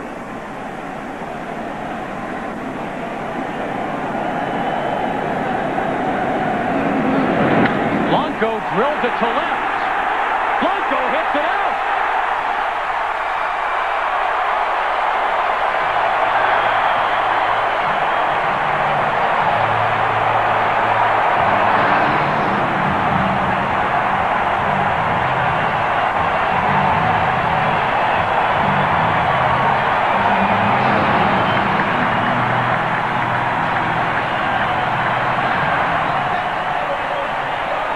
Psycho, we had mentioned Vazquez, who's had a problem with the home run ball. You didn't figure it would be Blanco. What a godsend he's been for this team, though, when you think about it. They trade A.J. Pierzynski because of the presence of Joe Mauer, the heralded rookie that they had, a local kid, first-round draft pick. As you look at the pitch, right down Broadway, and Blanco hammers it. Had 10 home runs on the season, hit right around 200 all year. But without him, where would they be? Handles the pitching staff very well, throws the ball behind the plate very, very well. Mauer comes up and gets hurt. And Steve, before that swing, Blanco had been 1 of 13 lifetime against Vazquez with 7 strikeouts. The one back in the third made him look silly. Well, his second hit was a big one. That was the fear regarding Vazquez. Get too much of the plate. He did right there, and Blanco made him pay.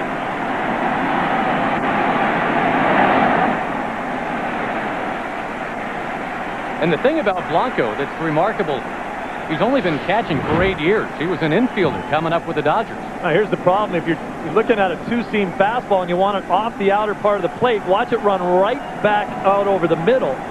If you miss with that pitch, you have to miss off the plate away, because that thing tails right back into Blanco's wheelhouse. Grounder to third, Alex Rodriguez. 1 out, 5th inning.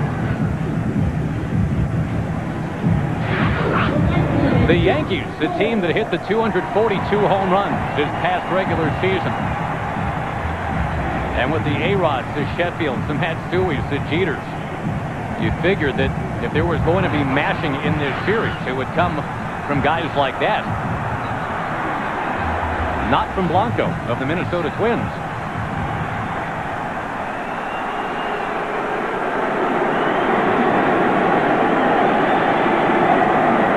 Jones 1 for 2.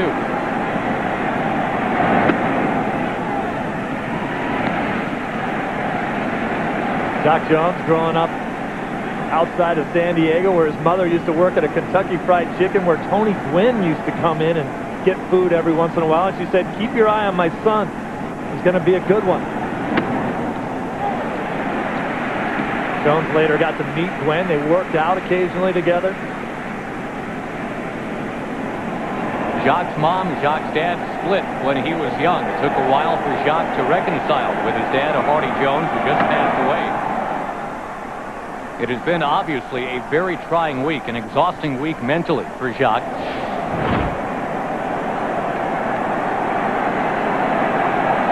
And he says, yeah, it's tough. These are the biggest games of my life. It's tough to stay focused.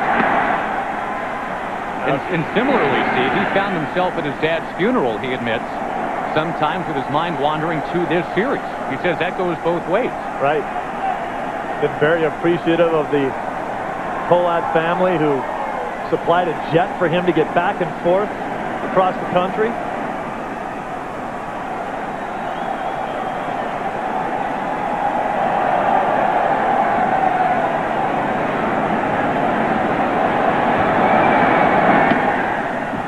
Strikes here. That's an at-bat I think he wished he had back. He had a couple good pitches to hit. That's a fastball up in the zone that he can't catch up with. He took one right down the middle and swung through another fastball. Those are the type of at-bats where you go back wondering how you missed it.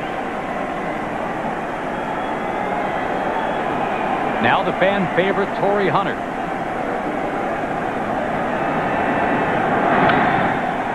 He got the scoring started with the sac fly in the first. And we talked earlier, Steve, about this whole climb on my back mentality. That's what Kirby Puckett told his Minnesota teammates back in 1991. They were faced with elimination. It was Puckett who homered against the Braves to force World Series Game 7. And he literally said before Game 6, climb on my back, fellas. I got you. Torrey Hunter and Kirby Puckett have stayed close. They have talked, Torrey Hunter says, about every day heading down the stretch. It's one thing to have the ability to be that type of player, but then have the guts to stand in front of your teammates and say, look at me, I'm the guy. That one farms up the corner. Well, you talk to Torrey Hunter about his ability in the game and what he's been able to accomplish through baseball, and first things out of his mouth, he says, my family. Happy that all three of my brothers are working and safe. Grew up in one of the roughest areas down in Arkansas that you'll ever want to see. Moved all three of his brothers to Texas, putting two of them through school.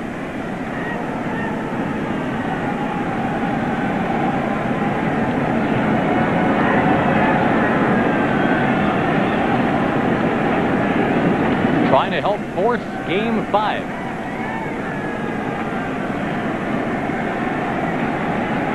The series is 2-1 New York. But our score today, 3-1 Twins. Looper, left field, base hit. Hunter screeching on the brakes. He had eyes for second, but remember yesterday, he was thrown out trying to advance, and well, the fans were getting on him a little bit. Some of the newspaper writers got on him for the daring base running, so he plays it safe here. I love this, though. As soon as he sees it hit, he knows it's in a bad area. In the old turf, that ball would have bounced up so high that he could have gone to second. Look at him coming around first, thinking about going to second. Plenty of time to put on the brakes. With the old turf here, that ball would have bounced so high that he would have easily got into second base because it would have taken so long to come back down. Those are the kind of doubles I used to get when I played here. Now, did you ever lose one in the lights through the roof when you played here? No, but I did come here with the White Sox when Darryl Boston was playing center field, as you look at the pickoff, and I was playing right field. Greg Gagne was the shortstop for the Twins at the time, and in a three-game series, he hit 2 inside-the-park home runs and a triple, all on fly balls to center field that Darryl Boston couldn't find. I had to go pick them up, and I was the right fielder. easy to have happen here. Generally, though, as you talk to guys like Torrey Hunter and guys that have played the outfield here many times, Bernie Williams, you usually lose the ball if you have to turn and run on a ball and then turn back to pick it up again. You don't generally lose just a lazy pop fly. That's what happened today. That's what Morneau appeared to have hit. You're right. That one bending in there to Justin Morneau. Yeah, big play in the game with Torrey Hunter having coaxed the leadoff walk in the fourth. Morneau lofting one in right. Sheffield apparently never saw it.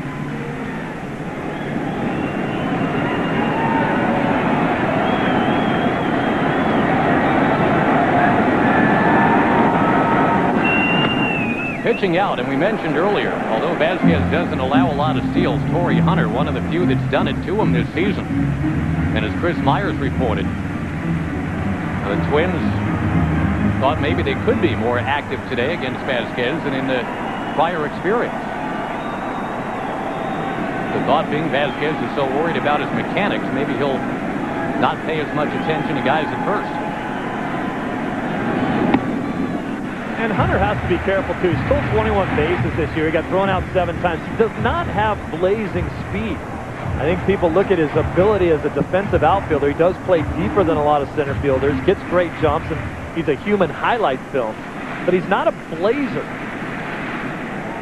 Very aggressive on the bases.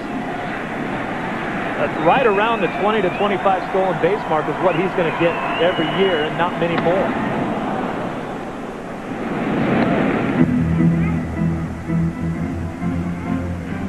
Hunter, one of those 2 regular season steals against Vasquez. Amazing thing is that not too many people try it.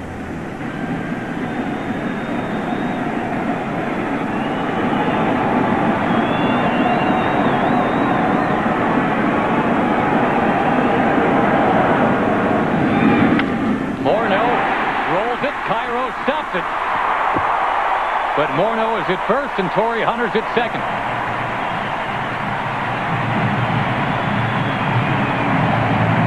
He is a good-looking young player. He hit 19 home runs this year in just 74 games. Hits it in that 2-hole. The guy on first base, a lot of room for hits over there. The first baseman holding the runner on.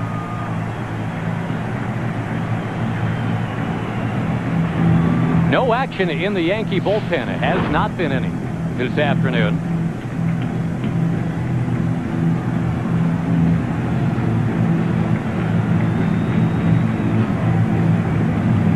You just talked about Daryl Boston. Let's get you to the Boston Red Sox here, Steve. Our Budweiser fantasy player. How about David Ortiz in walk-off style yesterday? Log on to foxsports.com. Keyword fantasy baseball.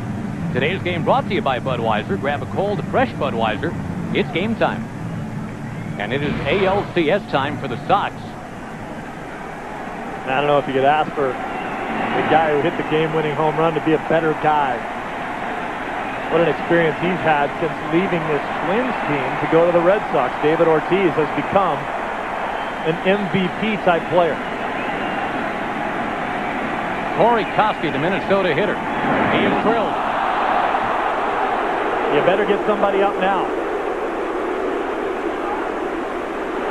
Second time Koski has been hit by a pitch in this series. Koski doesn't care. He's a former goalie. Look at this ball is nowhere near the strike zone.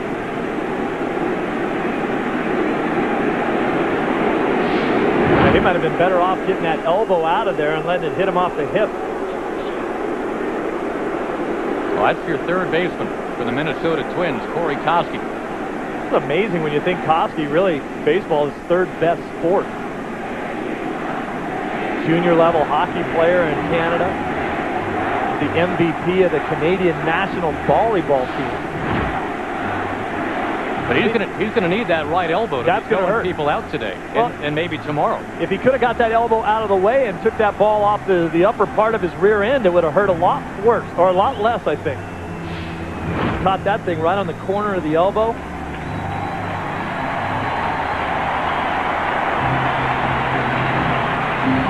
The Yankees will get action in the bullpen for the first time. Lou Ford is coming up.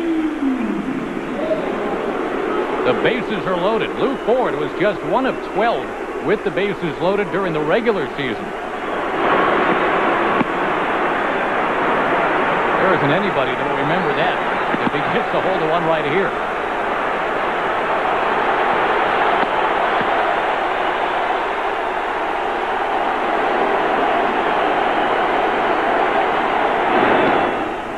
You know, Josh, I remember back in the '87 playoffs when they used to bring the decibel meter here to this stadium and to judge how loud it got. They said it was like sitting next to a jet airplane. But now the popular thing here in Minnesota is the Homer Hankies, which I believe actually makes the crowd less noisy because they spend less time clapping their hands and more time waving. Yes. Yeah. In there, 0-2.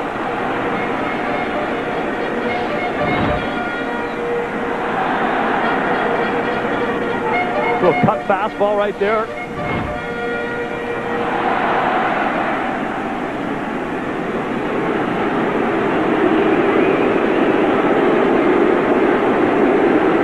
And the noise you hear now is Lou, not boo. They're looing for Lou Ford, who crushes it to left field. 2 Minnesota Twins are in on a double by Lou Ford.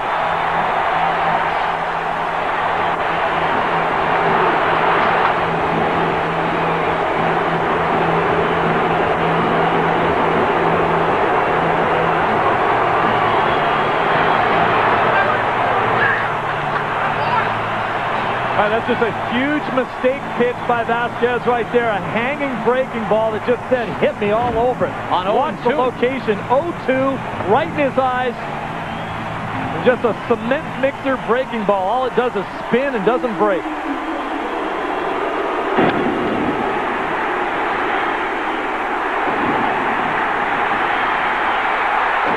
Morneau on his horse, easily scoring. Toy Hunter in front of him. And Ford happy about it. Yep, forget that 1 for 12 regular season stuff. This is the big time.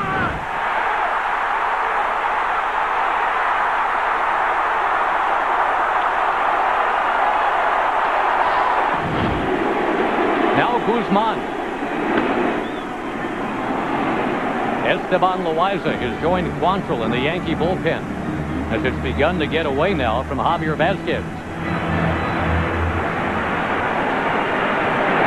Ron Gardenhire was telling us if there's anybody on my club that we have to pay attention to, it is Lou Ford. Tends to lose track of what's going on out there sometimes. The smart kid, he scored 1,400 on his SAT test. But there are a million stories about Fordisms, different things that he's done that are a little, shouldn't we say, off the beaten path there a little bit. Had to go see the trainer one time because he has a burn mark on his chest because he tried to iron his shirt while he was still wearing it. Even you never did that. No. And I don't think you scored no 1,400 on those SATs. Not even close.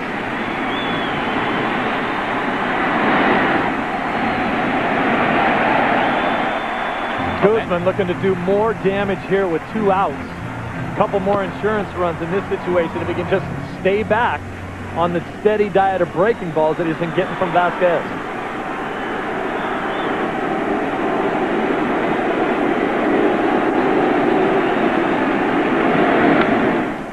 Slicing this one out of play. Josh, this is the best pitch that Guzman's seen all day in order to do some damage with. Fastball right down the middle. He's even out in front of that one.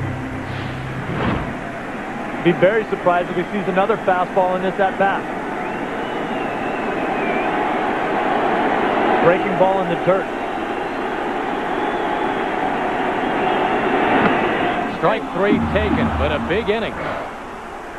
The beginning of the inning was Henry Blanco hitting one out. We'll take you to break with the artist either formerly or currently known as Prince.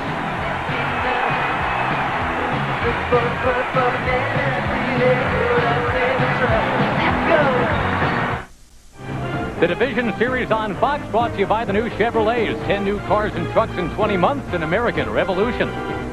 Also by WebMD, redefining modern medicine. And by Rico, how well do you share? Well, this game now has taken a turn in a couple of ways. The Twins have the lead of 5-1, but what you're seeing here is Johan Santana leaving. He is done after 87 pitches, and with the score 5-1 Minnesota, I tell you, either Vasquez or Santana is still in the game in the 6th, and it's Vasquez. That's a little weird. Of course, if we had said that one of those guys was an all-star this year, you also would have picked Santana, but he was not. Vasquez was. Here is Grant Balfour. Well, that is rather surprising to me to see Santana out of the game at this point after 87 pitches. Balfour, though, immediately gets Posada to chop out to short. Now, Santana on 3 days rest. Maybe not at his best, but he was very good. Hey, he was outstanding. I mean, 4 of his last 6 outs were strikeouts.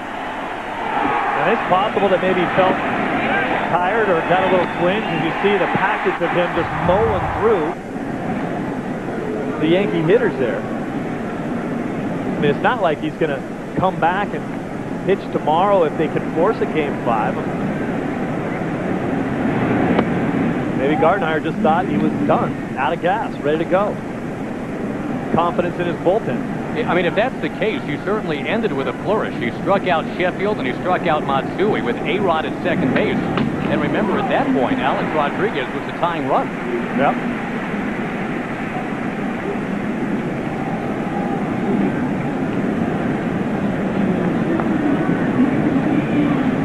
Recent history tells you that starters on 3 days rest are kind of up against it. But then again, Johan Santana is not your average starter. He is your probable Cy Young Award winner. All the to-do, all the chest thumping about how can Jack McKeon start Josh Beckett on 3 days rest in the World Series. Game 6 against the Yankees, that worked out fine. Look at that, since '99. That's why guys don't generally start on 3 days rest. They're not that successful.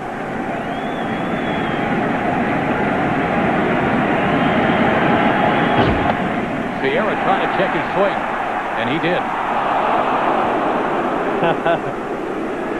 See the call down there by Charlie Rutherford. It looked like he was going to ring him up. Balfour, the hard-throwing Australian. It is not easy to hit Ruben Sierra. As a matter of fact, it's about impossible to hit Ruben Sierra. He has not been hit by a pitch since the early 1990s. It's been a dozen years since Sierra's been hit by a pitch.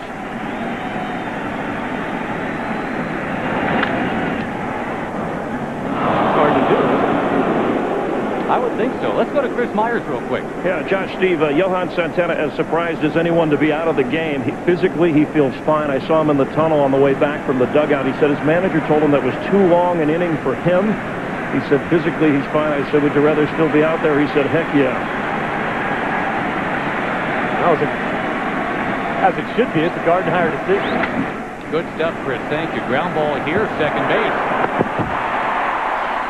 If this bullpen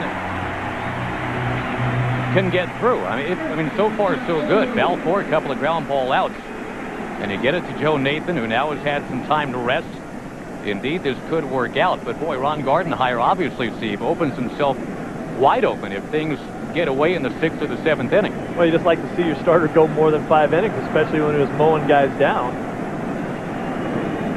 I'll tell you what, you just cannot argue with the way that guy has managed his club and brought him 3 straight division titles and reinvented this team along the way. We talk about losing guys like Rick Reed and Joe Mays out for the season, Eric Milton leaving, LaTroy Hawkins leaving, everyday Eddie Guardado gone, Minkiewicz and Kaczynski also gone off this club, and then right back and winning the division again. That guy has done a tremendous job. So is the GM, Terry Ryan. Outstanding. Ryan and Gardenhire go back to their Met days when Ryan was head of scouting. Gardenhire was a wannabe manager.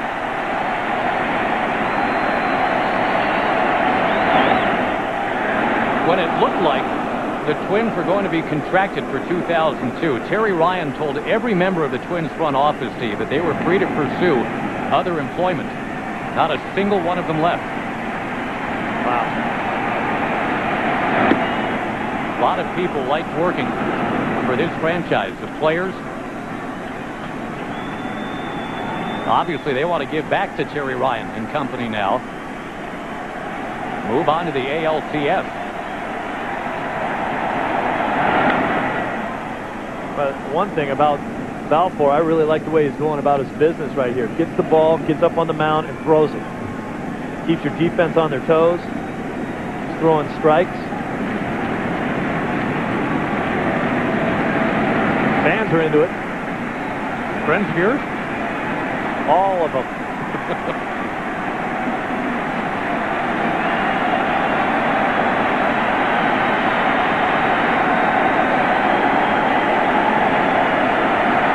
Balfour brings it down the left field line from Olerud. It's almost like the fans were willing Lou Ford to don the Superman cape and stretch out and grab that one somehow. They give him the Lou chant right now. Another one of his little quirks. The first time they did that, he scored a run and they all started chanting Lou, and he came in and asked someone why they were booing him. Well, the Yankees with that come from behind effort in game 2. Down 4 runs in game 4. Hunter. No sweat. Minnesota leads it. In game 4, it's 5-1.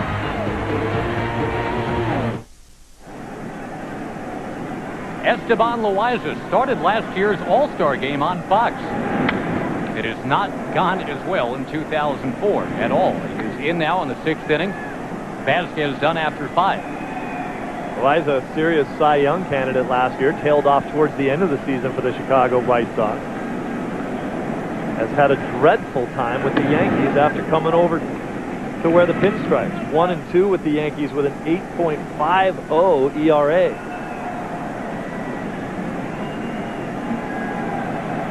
One and one to Michael Kadire, and he rips it into left center field. Kadire, the only Twin that did not bat in the 3-run 5th inning. He starts out the 6th quite nicely. And beginning this weekend, Oscar De La Hoya, the next great champ, moving to their next home, their new home on FSN. It all starts this weekend with an encore presentation of the first 4 shows and continues next weekend with a brand new episode, The Next Great Champ, with Oscar De La Hoya, now on FSN.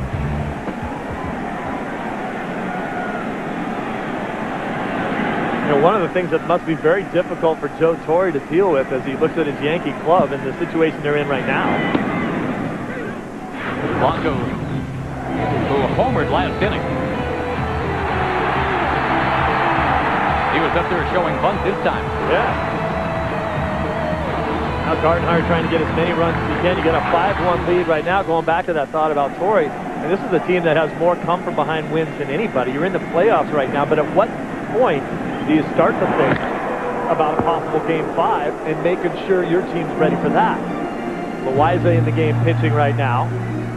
Some Yankee fans may be questioning that move, as they all know how Loaiza has fared for the Yankees.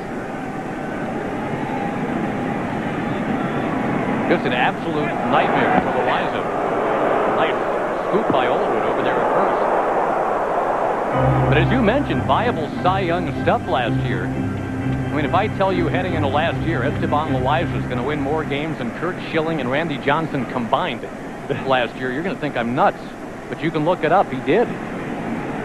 Well, he came up with a hard sinker, and this year the ball has just not been sinking for him like it did last year. Guys have caught up. He's a sinker-slider type pitcher, and the ball just has not had the movement that it did last year. And it seems like the opposition is, I guess, willing to wait him out a little more, too. He led the league in strikeouts last year.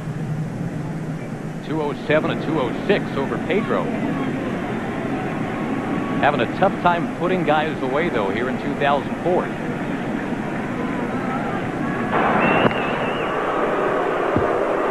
Vasquez went 5 innings, allowed 7 hits and 5 runs. Boy, and against the Twins now this year, Vasquez, 15 runs allowed in 18 innings against Minnesota. You see the numbers with the White Sox last season. Pitch out, runner goes. Blanco throwing his bat at the ball, and that didn't work out real well for Minnesota.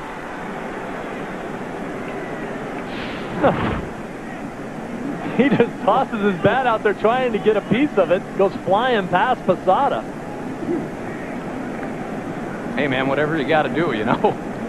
Look at this. I can't remember the last time I saw a guy actually throw his bat at the ball. Posada, great concentration just to get the throw down to Jeter and get the out. And a 1-2 count on Blanco. Fouls it away. I guess there would be no real question of whether or not he went. Right.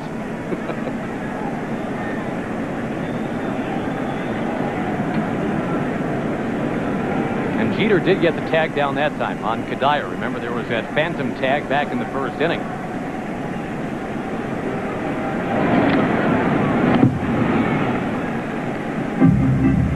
There have been some strange things that have happened in this game. Gary Sheffield losing that ball either in the bank of lights or in the white roof of this Metrodome.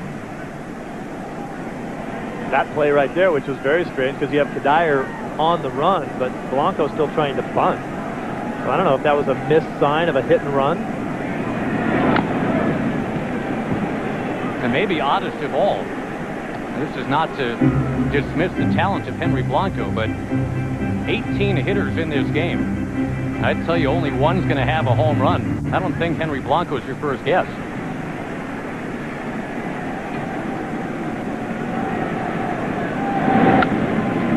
Fouls that one hard into the crowd. The 7-pitch at bat. Hanging in there. Oh, you look at some of the Yankee home run hitters.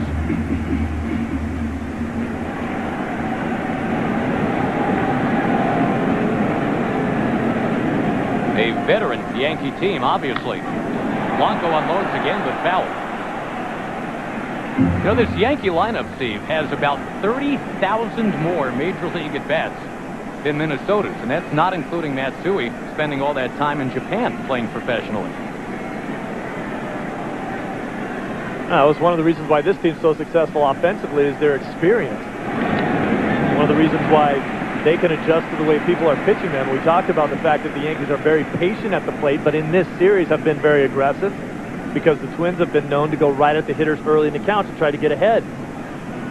These guys have been playing the game long enough to know the difference between when someone's going to be going at you or trying to work around you a little bit more. Boy, we will see an 11th pitch of this at-bat. We talked about Loiza's inability to finish off hitters this year. Blanco making him work right now with one out in the 6th inning.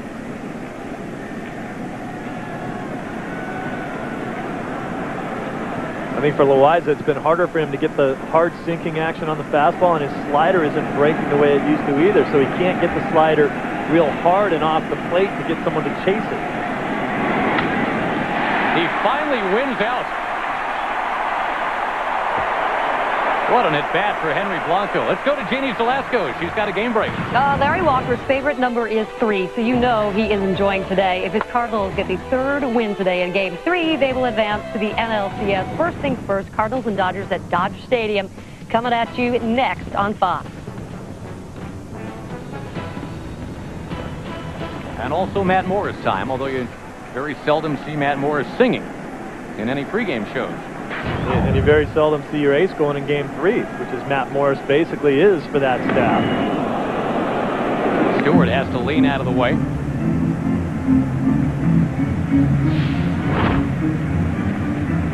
And woo, you can start hearing the baseball coming at you right about that point.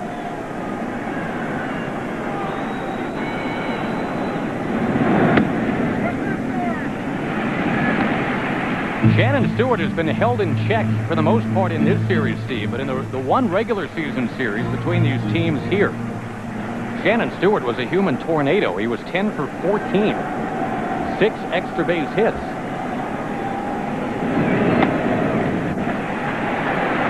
And he has worked the count to 3-0. Jacques Jones would come up next.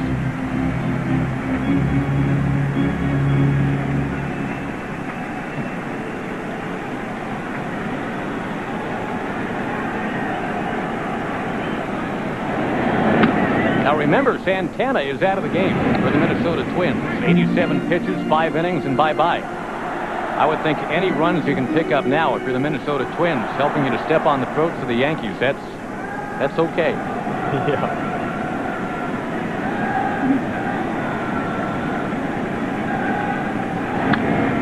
Fouled away. I think Gardenhire wants to make sure that his team offensively continues to stay aggressive. He had Kadire getting thrown out at second base, but an aggressive play. Now Stewart, another one of those guys that I talked about earlier, where does not use speed as part of his game as much as he used to. I mean, he stole 51 bases in 1998. 6 this season.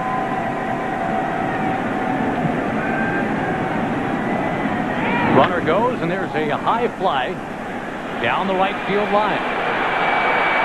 Olerud able to find it.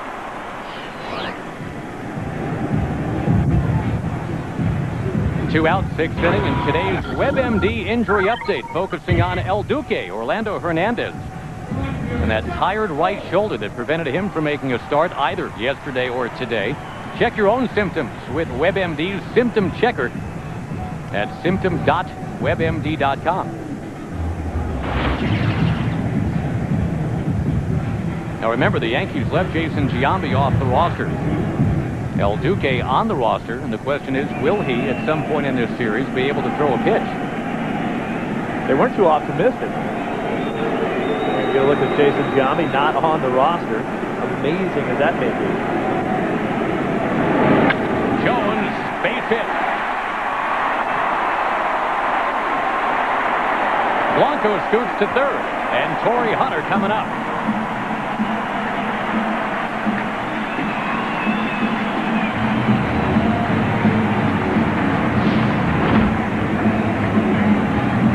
Right down the middle again. This is just an easy pitch to hit.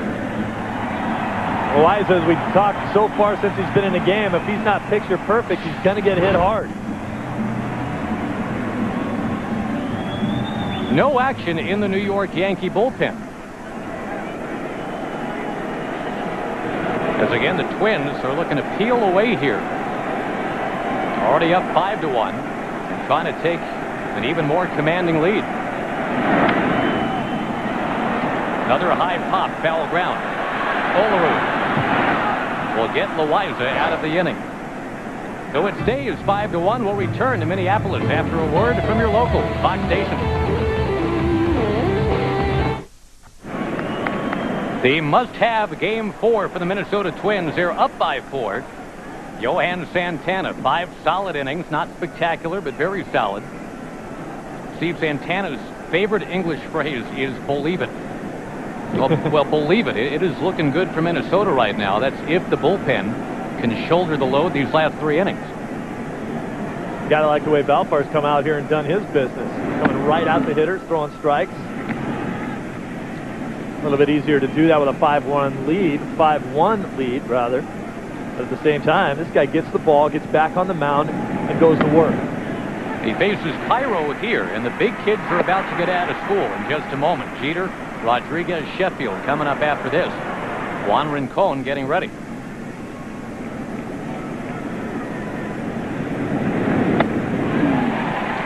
Straight heat from the native Australian, Mr. Balfour. A little shoulder-high cheese here for Cairo.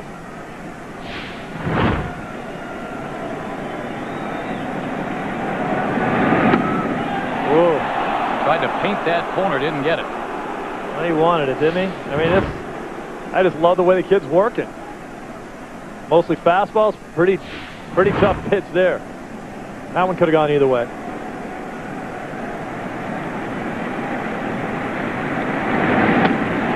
That one sends Cairo back to the dugout. And the move by Gardenhire to get Santana out after 5 is looking okay thanks to Balfour. He's just flat out bringing some country heat. No messing around. From the Metrodome, Game 4. The Twins hoping to force Game 5, which would be on Fox in the Bronx tomorrow. Josh Lewin with Steve Lyons and Chris Myers.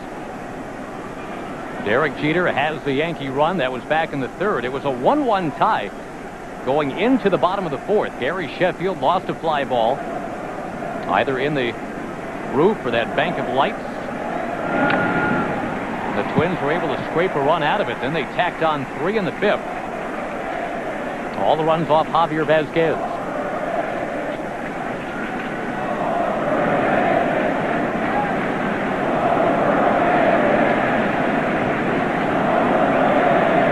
Now the top of the order trying to shake things up. Derek Jeter's parents watching on.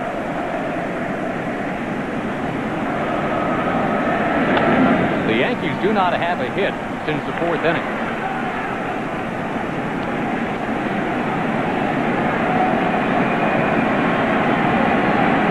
But as we've talked about, Steve, if there's going to be some Yankee magic in this game, they're going to put up that rally that they've been putting up so many times this year. You figure Jeter, in some way, is going to be in the middle of it. Getting on base somehow, getting to the big bangers in the middle of that lineup, and having someone come up with a 3-run homer to get him back in it.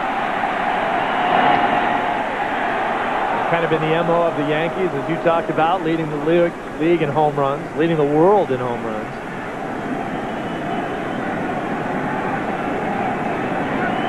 They could put a 4 or 5 spot on you in any inning at any time. Whip, and down he goes.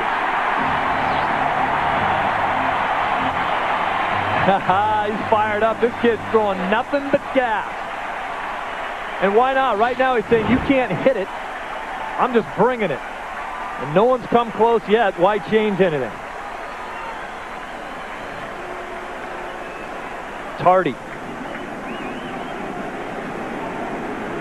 But you love to see that out of a middle guy who comes in after a performance that Santana gives you, and everyone's kind of crossing your fingers saying, we got to get to Nathan somehow. And this kid comes in here and just starts blowing people away. A guy who wears ball 4 right on the back of his jersey is throwing nothing but strikes.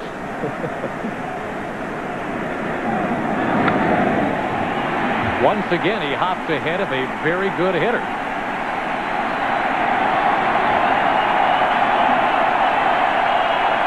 I don't know if he has a breaking ball. We haven't seen. I mean, if he sticks with his plan, he runs this fastball right up around the numbers for A-Rod to see if he can climb the ladder on him.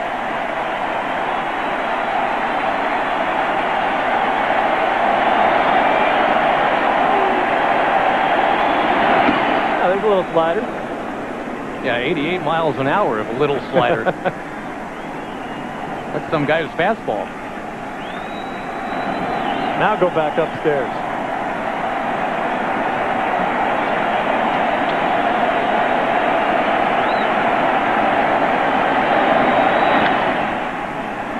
The pop-up.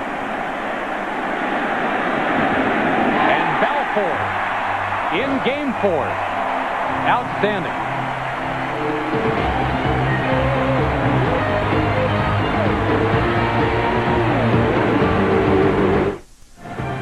The Division Series on Fox, brought to you by Coors Light, the coldest tasting beer in the world. By Nike. And by HP. Welcome to HP Digital Photography. Click, print, invent.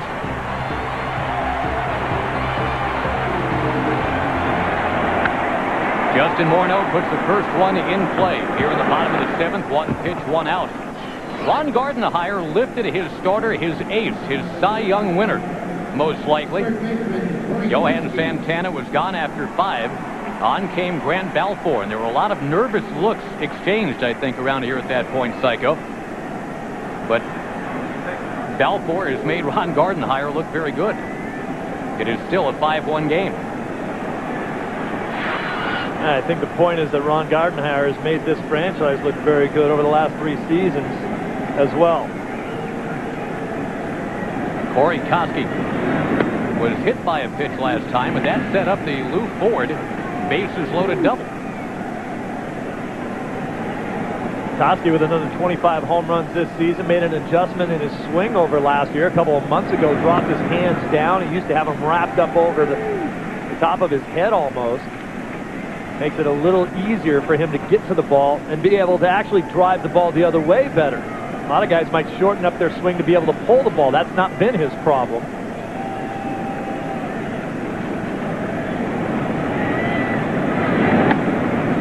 There's a strike, 2-1.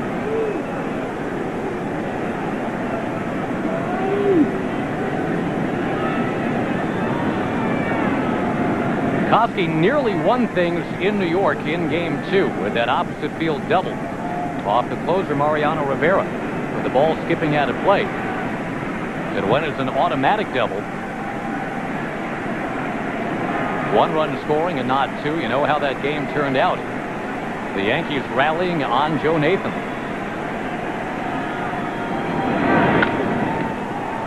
Opposite field again, but foul. It's amazing when you think of the Yankees and an incredible run that they've had over the last decade or so. The games that they do come back and win when you feel like they're on the brink of elimination. You can go all the way back to the Jeffrey Mayer play in the Baltimore series in '96. The Jeter flip play from a couple of seasons ago against the Oakland A's. If he doesn't make that play, they do not move on. And that game right there, in this series, it would have been 2-0 Minnesota and very difficult for the Yankees to come back and win. This is the 8-year anniversary of the Jeffrey Mayer game. He's now 20 years old, by the way. Yeah. Tino Martinez grand slam against San Diego. Can almost go on and on and on with the games that the Yankees come back and win that maybe you think they shouldn't.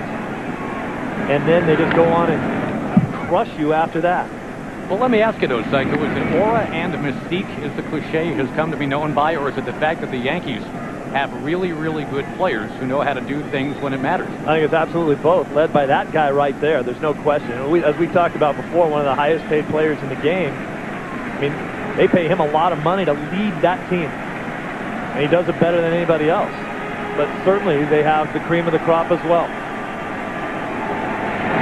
Koski. And what a play by Olerud. Short hops it and gets his man. Well, that ball was scorched off the bat of Corey Koski. John Olerud denied him. As one of the best fielding first basemen of his era. Still can get it done. Good quick footwork. One step and a dive is all you have time for. Get up and take it yourself, John.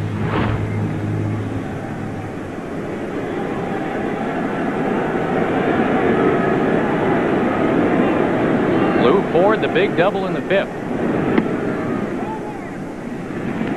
You know, Josh, I think if you ask most baseball players, there'd be very few guys that could look you dead in the eye and say that at some point in their career they didn't wish they played for the Yankees somewhere. It is baseball. Lou Ford, who was drafted by the Red Sox, now hoping to reunite, hoping to see the Red Sox in the ALCS. Today's game summary brought to you by Nissan. If it's going to be the Red Sox and the Twins have to win this one, and they have to win tomorrow. A game that would be seen tomorrow night on Fox. Santana, 7 strikeouts in 5 innings.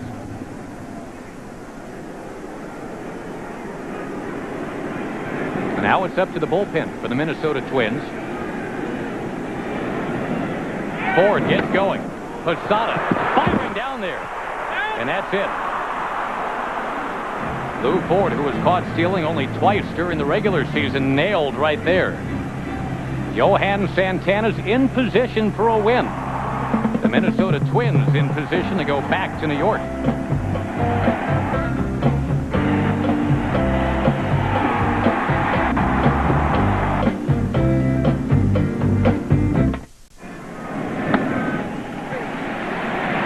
Here's the 8th inning with Sheffield, Matsui, and Williams due up 3, 4, and 5 as Luis Rivas takes over at second base. Juan Rincon takes over on the mound. What a sterling 2 innings the Twins got from Grant Balfour. Another big cut from Gary Sheffield, who was 0 for 3 in this game. And He'll be addressing after the game to the media throng what happened out there in right field.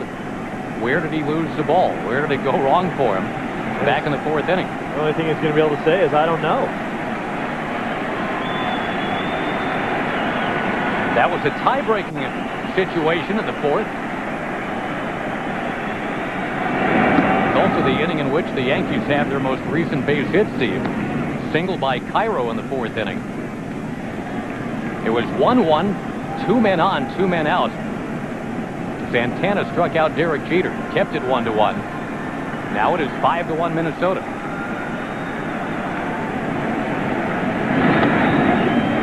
And you had a good first vision on that one. You said it could well be. In fact, you said it would be the biggest at bat for Johan Santana this year and in his career. He struck out Jeter on a slider, and immediately the Twins went to work getting him some runs.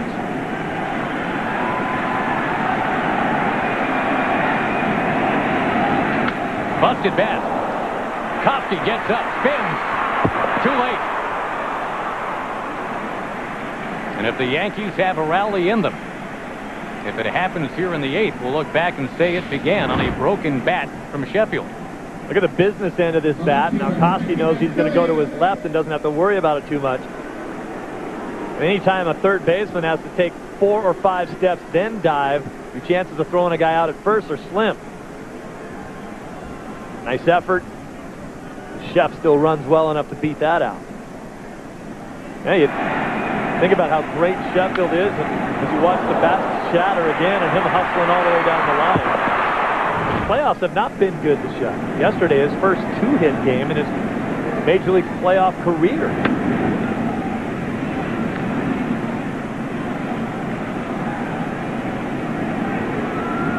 Matsui's had a strong series.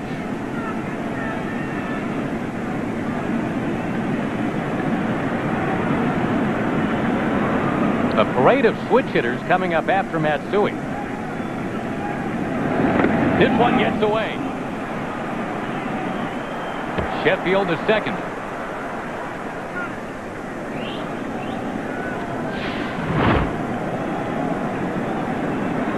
It's the toughest pitch for a catcher to block. Fastball. I think it's well out in front of the plate. He hung on to it too long.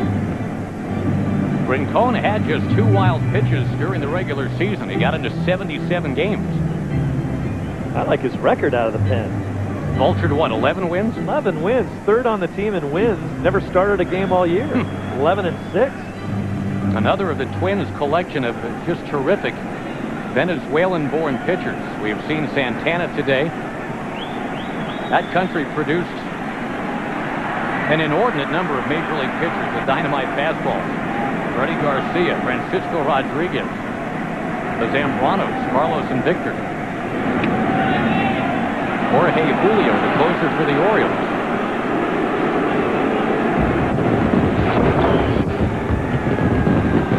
Carlos Silva, yesterday's starter for the Twins from Bolivar, Venezuela.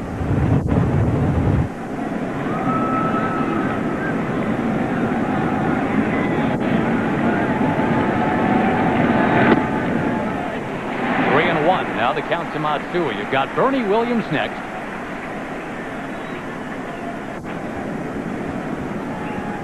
Bernie Williams launched a home run. That out to right field yesterday, though he also hit into a couple double plays yesterday.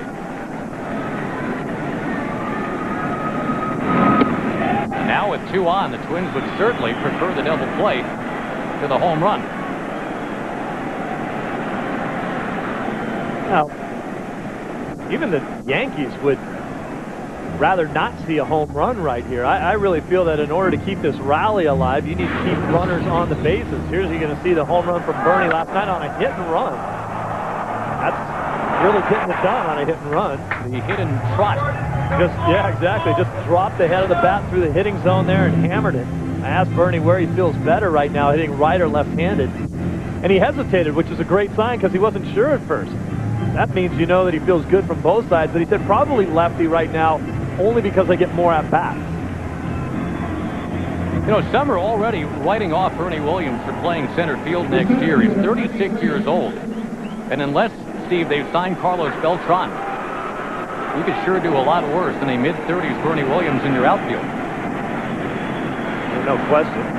Spent a lot of time DHing this season as well. And to finish my point, I really believe that with a 5-1 lead that the Twins have right now, the Yankees are far better off keeping guys on base. Bernie hits a double, it's probably better than if he hits a home run. Keep guys on base, keep the pitcher in the stretch, keep the rally going.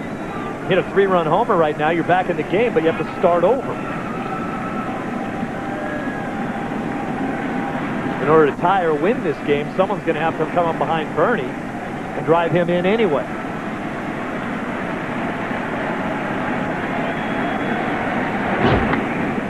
Just off the plate. Josh, Steve, Bernie Williams mentioned before the game that his emotions race so high this time of year that mentally he has to talk himself down so he can relax, see the ball, hit the ball, and that's what's led to a lot of postseason home runs. He said that's how he provides the big moment. That's why the home runs come in these situations. 20 postseason home runs for Bernie Williams. This one is going to find right center. 1 run in. Matsui to third. It's runners at the corners, and the tying man is coming up in Jorge Posada.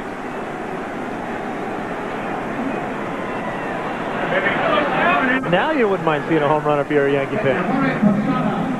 You keep the defense on their heels when you have guys on base. You keep the pitcher in the stretch. That's just a ball right down the middle that Bernie can handle easily. Things were nice and calm. There had not been a Yankee hit since the 4th inning. They had been 0 for their last 10 coming into the 8th. But then the infield hit from Sheffield, the broken bat. Matsui, veteran at bat. He drew a walk. Williams, who had been 0 for 2 strikeouts against Rincon with a single. Nathan's up in the bullpen.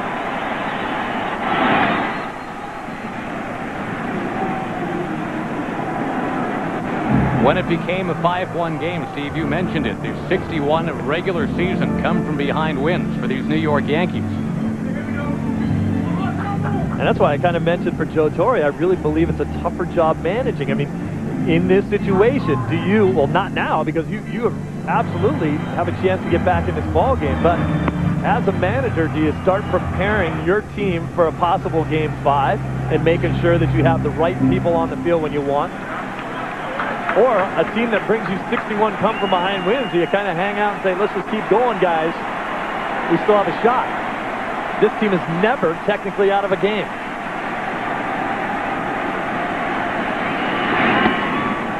Tough pitch right there.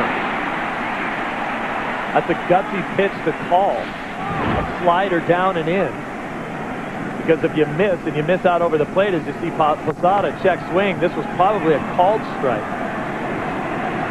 Posada right now is thinking about pulling the ball up over the garbage bag in right field. Posada with 21 home runs in the regular season. Looking for something to drive right here. Runners at the corners and still nobody out. I think Rincon wants to try to keep the ball, or should want to try to keep the ball away from Posada and try to get him to pull a pitch on the ground for a double play. Remember, the Yankees were killed by double plays in Game 1. Right. Posada was looking for something else on that pitch because that was just a fastball right down the middle.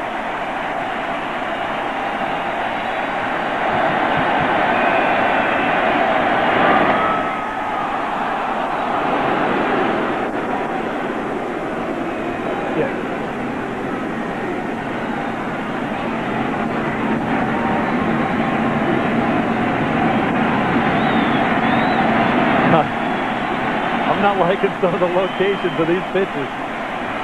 He's looking very, very hittable right now. Not that one. No, nasty, and Posada's out of there.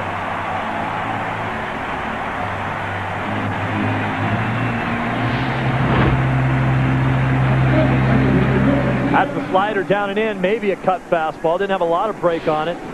Mariano Rivera, of course, with the cutter, has made it famous, and nobody does it better. Dangerous veteran hitter right here. Ruben Sierra just turned 39 years old. It can still turn on that fastball down and in.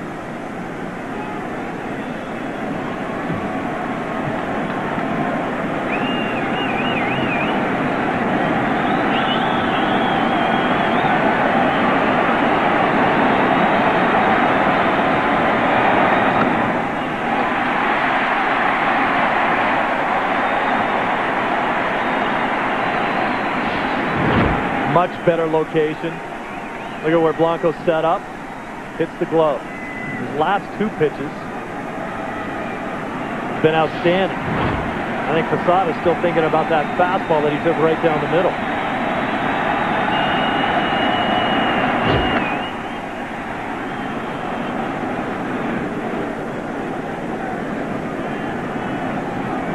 Sierra's been on base twice in this game.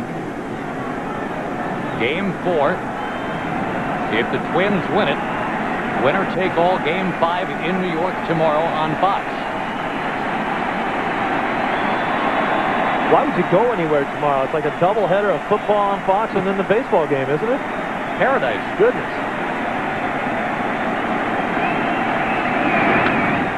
Big cut.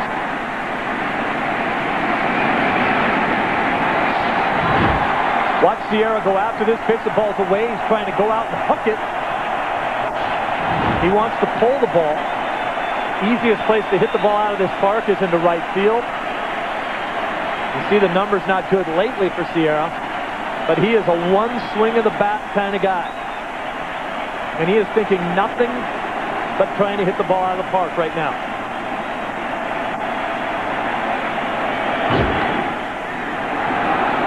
Just missed at 96 from Rincon. Olerud on deck. Joe Nathan has been warming in the pen, the closer.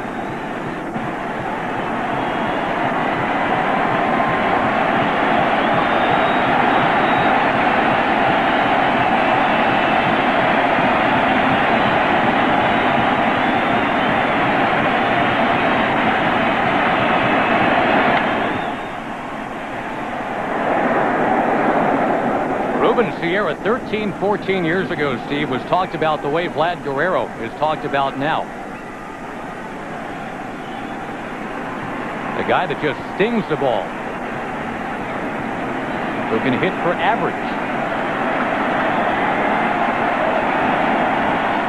Never reached the great heights that he was expected to reach. But a veteran who can give you a great at-bat. He mashes it. There it goes, deep right center, and this game is tied up.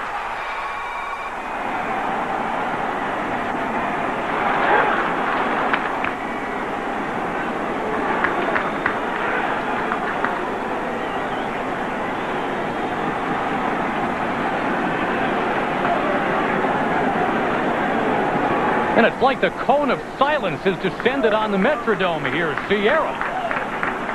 Yeah, he can still do it. Well, that's exactly what we were talking about. The only thing on his mind was to reach out and try to pull the ball into right center field. He hooked that pitch. That pitch looked to me like it was a little bit away from him, but he had no thought to going the other way. Well, that is why he's on this team, and he has come through time and time again in those type of situations. He is the 6th different Yankee to homer in this series. Boy, he went out and got it. That was bad location. It looked like the same type of slider that he had thrown to the other hitters and didn't get it in the location he wanted it.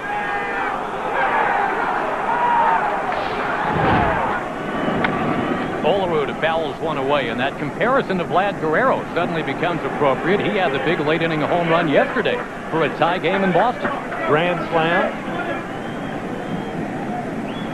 Well, I tell you, the Yankees did it exactly the way you would draw it up. Keep guys on base, peck away, and then get the big blast to either tie it or put you ahead.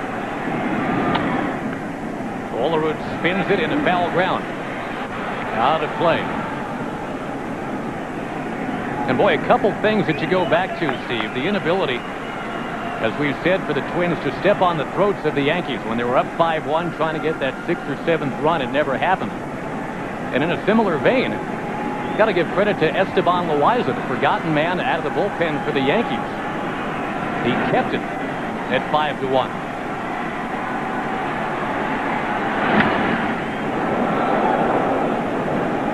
And that come from behind sizzle of this New York Yankees team is at it again. Wow. Rincon has just been scaring me just location-wise. The pitch to Posada that he took. That was supposed to be a slider down and in, it looked like to me, to Sierra. Ended up being backdoor and hammered. Olerud whacks one deep into right center field. And John Olerud almost took one out. He's going to coast into second base. And the fans are getting all over Rincon.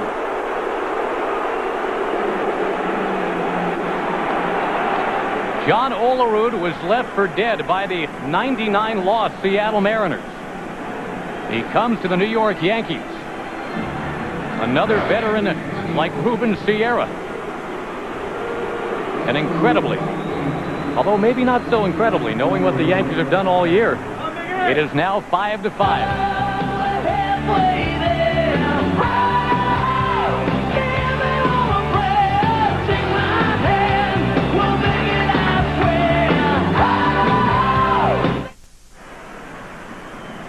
Ruben Sierra's 3-run homer off Juan Rincon ties it up 5-5. Bubba Crosby's pinch running at second for Olerud. And Joe Nathan is in the game.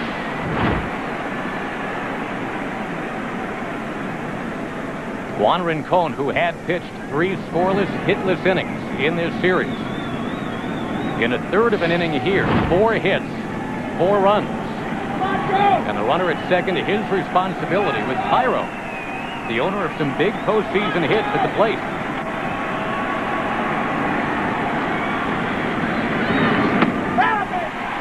Cairo, remember, started the uprising against Joe Nathan in Game 2 as he got a walk. The 1.62 ERA, just a tremendous season for Joe Nathan coming over from the Giants. First time as a closer. Just brilliant.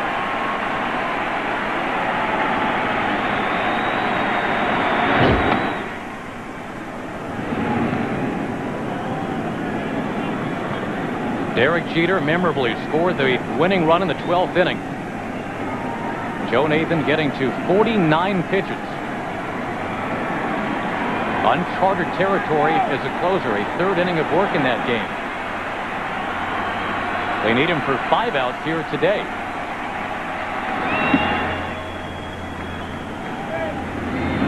With the no tomorrow cliche firmly in place. And as good as Rincon had been going, Steve, pretty stunning. And remember, it all began with that busted bat infield hit by Sheffield.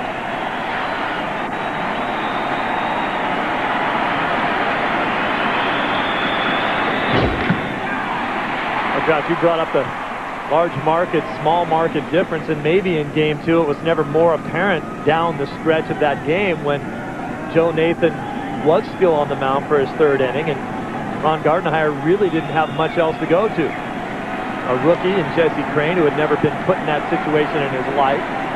J.C. Romero, who had not been throwing the ball very well, were his only other options. Gardy decided to stay with who had been his best pitcher all year, Joe Nathan.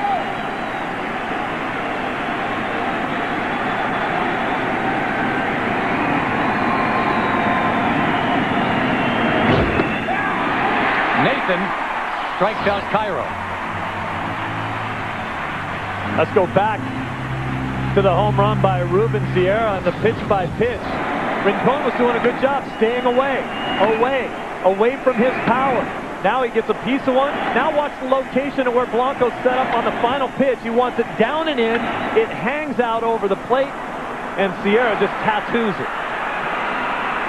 77 games for Rincon in the regular season, 3 more in the playoffs. Only once did he allow 4 runs in an inning. And now it happens to him here. And here's Jeter.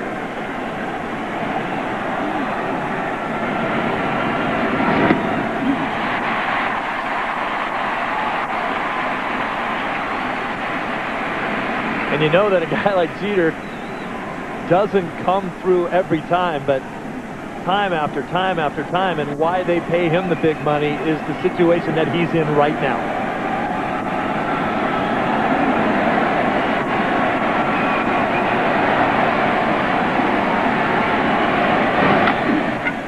A little roller up near third, and it kicks foul.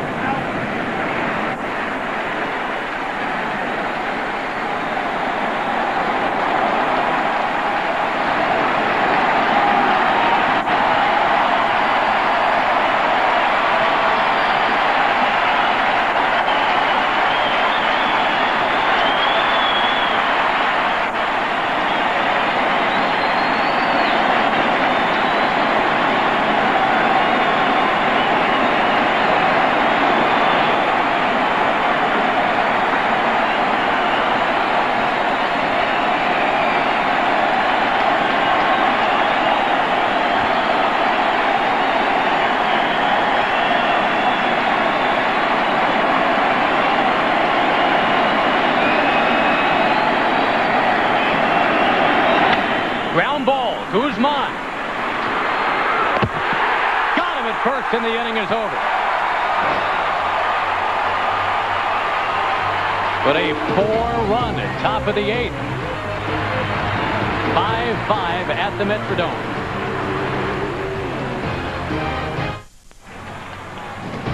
The Division Series on Fox brought to you by Dodge. You can take life as it comes, or you can grab life by the horns.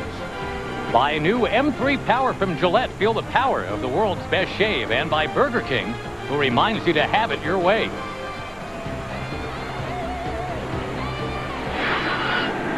Bottom of the 8th.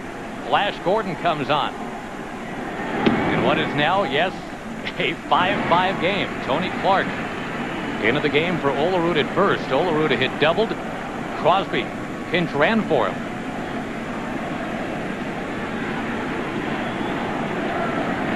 Tom Gordon pitched in game 2, which so far has been the most memorable game of this series.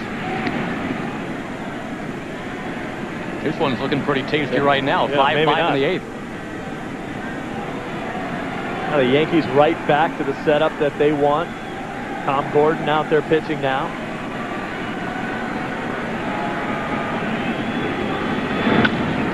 Guzman grounds it to second. You talk so much about the Yankee experience in all aspects of the game. Number one, the veteran hitters that we've watched walk to the plate and the job that they've done. Sierra with a huge home run. But in their pitching staff as well. Paul Quantrill, been around for a long time, did a great job. People forget about Tommy Gordon. I mean, this is the guy who has the saves record for the Red Sox. 46 saves in Boston in 1998. Been in the pressure-packed situations. Now sets up Mariano Rivera. First at bat for Rivas, who came on for Kadire. Blanco with a home run. The only Twins home run today.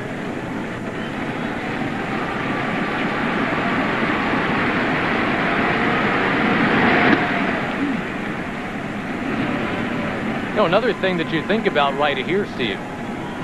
Joe Nathan, who was stretched out to the max, maybe a shade beyond it. Well, we're kind of heading down that road again right now. At the very least, needing to get 5 outs. Jeter at short. And 2 down. In the 9th inning, it's going to be Alex Rodriguez, Gary Sheffield, and Hideki Matsui. 2, 3, 4 in a dangerous Yankee batting order.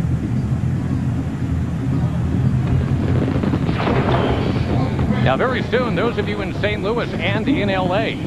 will be leaving this game to see the first pitch of Game 3 between the Cards and the Dodgers, live from L.A. And for those of you around the country who want to see that, you'll be hopping on over to FX if you like.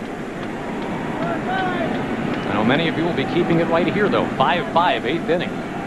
And Jason Kubel, who has not had a lot to crow about yet in his first postseason. He just came up from AAA on September the 1st. So again, in Game 2, another example of what the Twins were able to do against the vaunted Yankees. I mean, they sent Kubel up, and this kid's a little hitting machine. But he got 60 Major League at-bats, and he was expected to go up and do some damage in that Game 2 and was unable to do it. Struck out on a couple pitches over his head.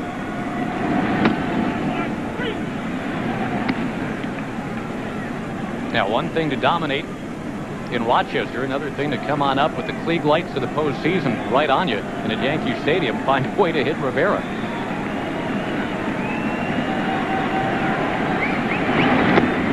Nasty. Still, even after Tommy John surgery, he still has that ridiculous breaking ball. Look at that thing drop off a table. Threw that one harder than he normally does. And he just has the definition of a 12-6 curveball.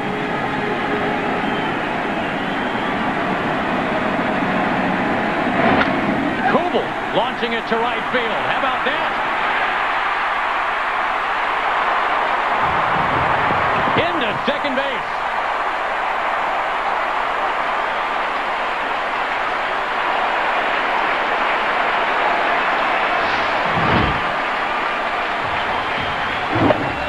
Right out over the middle of the plate. Kubel, as we talked about, this kid can hit. Stings that one into right center field.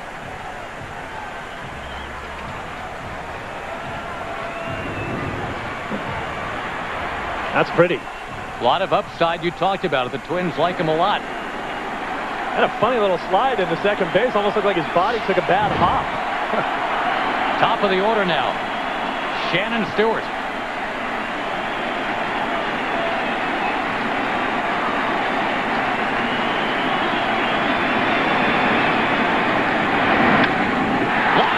But it curls right to Jeter.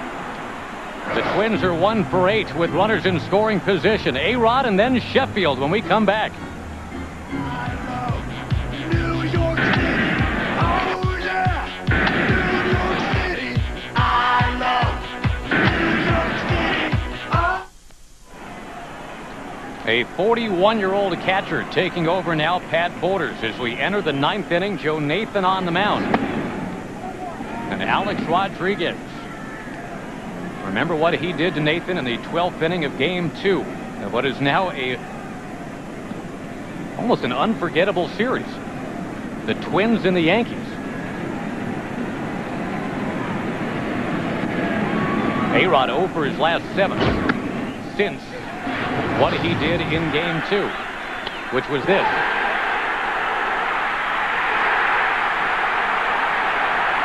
A double up off the wall to drive in the winning runs. Turn that game around for the Yankees. Boy, they had to come in here down 0-2. A-Rod again to the alley off Nathan. And again it skipped out.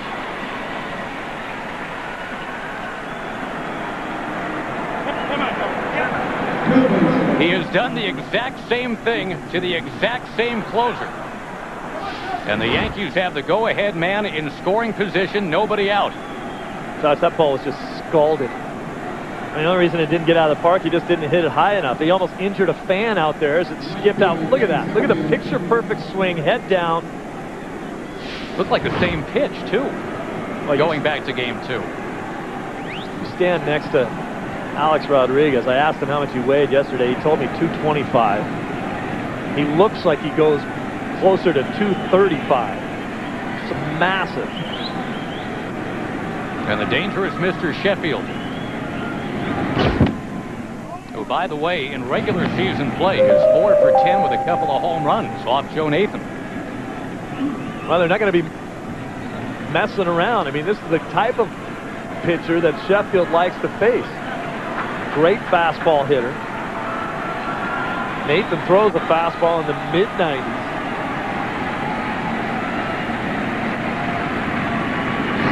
Whoa. It's just worth it, isn't it? It's just worth it. Watch this. Oh, man.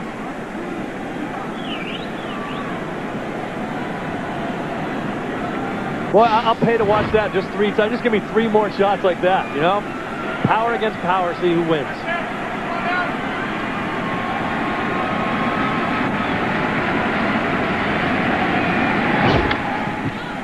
Another big swing, but this time a pop-up. Rivas. Will backpedal. Sheffield cannot advance Rodriguez.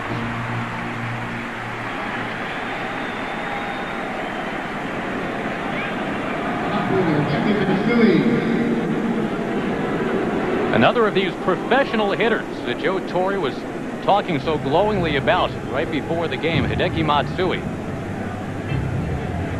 As Rivera starts getting ready for New York. But that's a problem right there that you can't just skip over or overlook. You have to make a productive out right there. Nathan's no day in the park, but that was a power against power display. But if you're going to make it out, you've got to get A-Rod to third base. Right here, they will set it up and try and get the double play from Bernie Williams, who did hit into 2 double plays last night.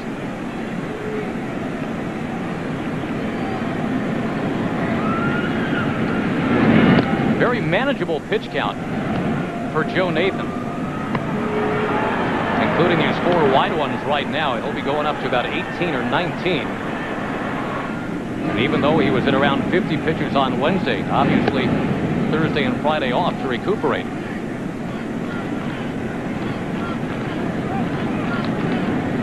The Twins, by the way, in the bottom of the 9th will have 2, 3, and 4 in their order coming up. Jones, Hunter, and Morneau. Of course, everybody knows by now that that was the longest outing of the season for Joe Nathan.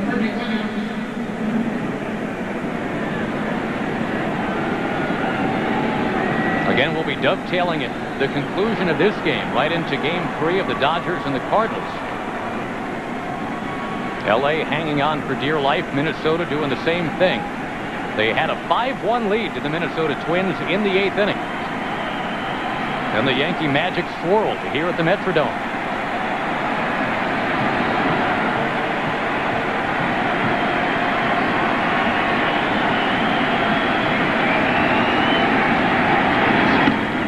Bernie Williams, who had the home run that clinched the AL East against the Minnesota Twins.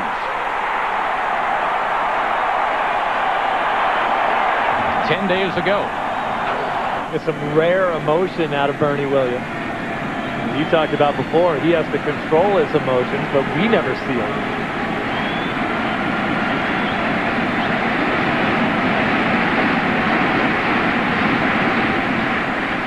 I love the way he describes pitch recognition and the way it works for him. The way he talks about, if I see a breaking ball, when I see the elevation of the ball out of the pitcher's hand, that tells me that I have to squat down in my stance to wait for it.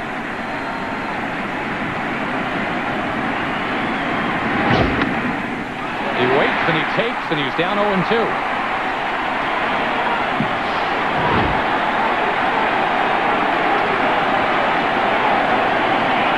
Bernie didn't like it, but that's a pretty nasty pitch.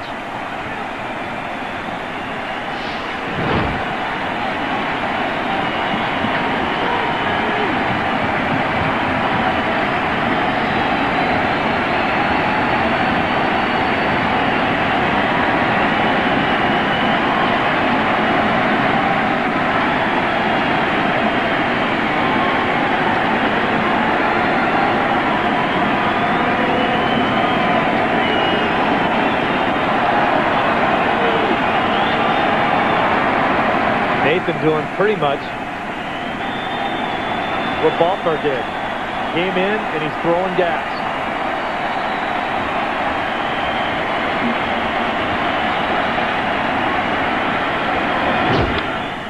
Yes, he is. 97 miles an hour, but Williams fouls it.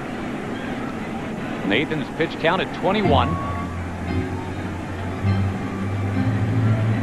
The Twins do have Kyle Loesch in the bullpen, but obviously they want to see Nathan keep this thing 5-5. The very reason that Loesch did not get a starting assignment is really because they don't trust him in a big game, big situation. This is a big game, big situation.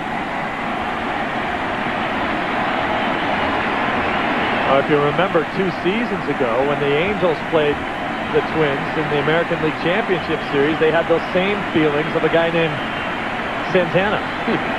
Pitched him out of the bullpen 3 innings, and that was it. Williams jerks it down the line. Foul. He got milk. Right off the bottle in the right field corner. Oh, you talk about getting on top of a nasty fastball inside. Look at that. Bernie's still showing some tremendous quickness. Of course, I got to think he's sitting dead red, too. But, man, he tomahawked that thing. On 0-2, no less. Borders went out and had a little chat with Nathan after that, maybe talking about the possibility of throwing something off speed or throwing something in the dirt. Try to get Bernie to chase something. As you said, 0-2, he can afford it.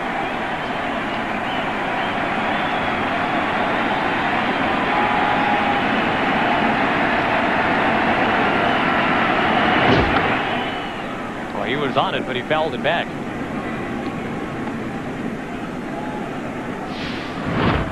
Well, I love this. This is just, what do you got? This is my best pitch. Can you hit it?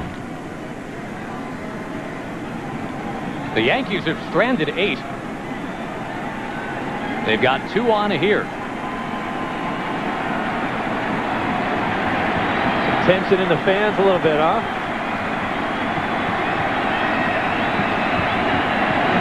And Joe Nathan, a native New Yorker. So he grew up a Mets fan, not a Yankee fan. And a shortstop.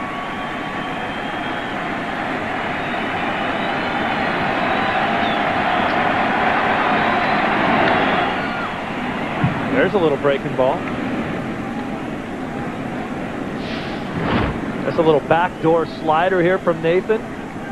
Bernie out in his front foot a little bit. Keeps his hands back well enough to just get a piece of that ball. Nathan was so upset when the Giants organization tried to make a pitcher out of him when he was a shortstop. He actually quit the game and left the game for a year. Went back to school, decided playing baseball was a little bit more fun, and asked if he could come back. Now look at him. He will have to deal here with Williams, an 8th pitch in this at-bat.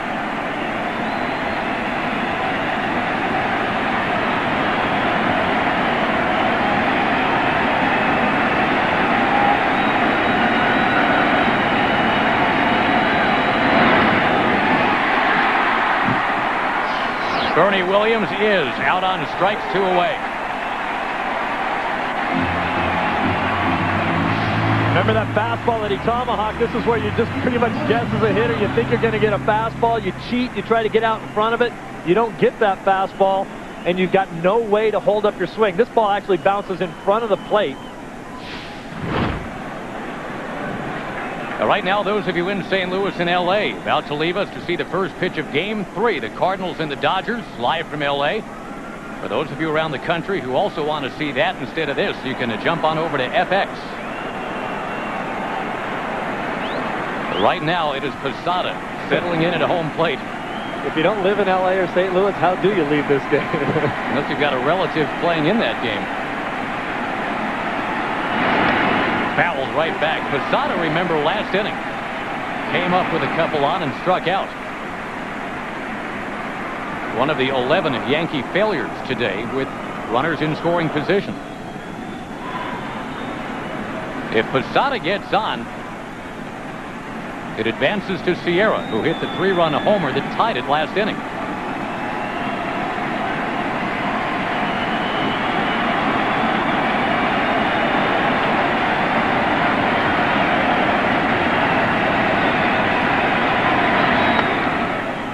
Alex Rodriguez, a terrific secondary lead.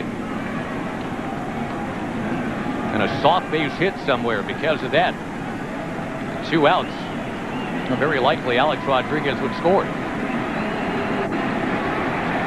Posada does not drive in a run in this situation. Yankee fans will have to at least point back to the situation of Sheffield not getting Jeter or not getting A-Rod over to third base with nobody out.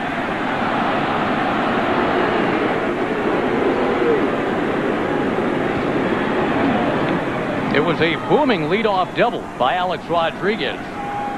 It was almost exactly the same, almost a carbon copy of what he did to Nathan in Game 2.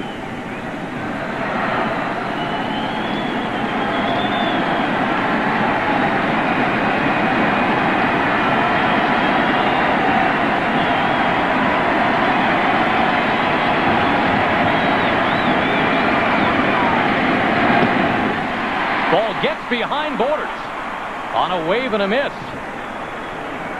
So now that go-ahead man is at third.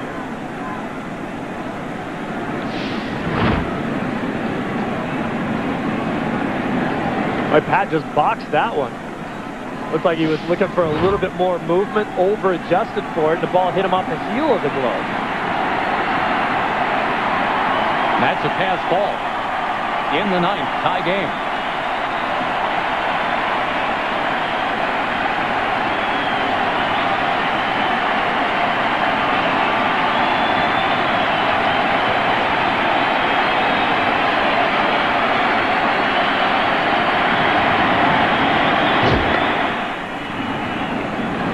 Climbs the pump for one more 96-mile-an-hour fastball. He's at 30 pitches.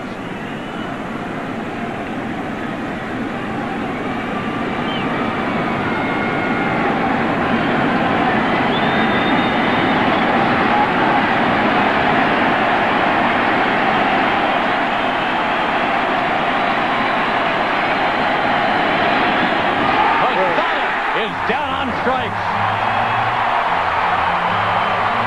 What a great job by Nathan.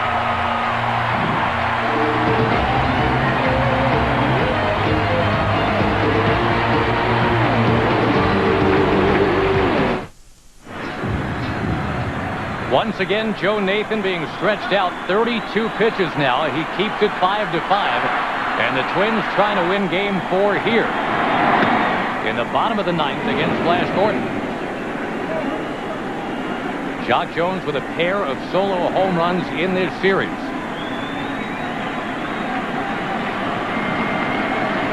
His dad's funeral just 2 days ago, playing with a very heavy heart. Loops it to left field. Matsui chasing. Can't get it.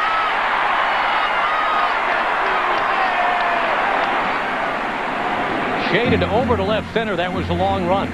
Sure was. The ball didn't hang up there as long as he would have thought. He had to run all the way over and couldn't quite make the effort to make that play. Now keep in mind, Jones in Game 2 swung and missed at a Gordon curveball, but it was such a good curveball it bounced away. Jones reached.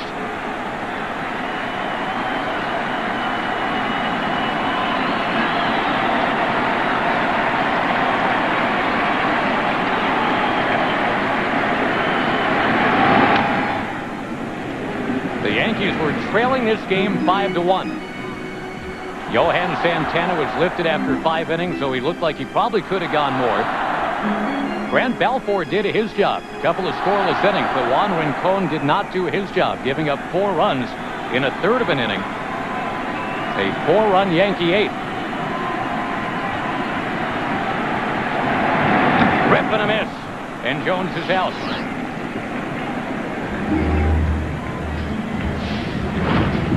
This is the one area where Jones still has to cut down a little bit. 117 strikeouts during the regular season.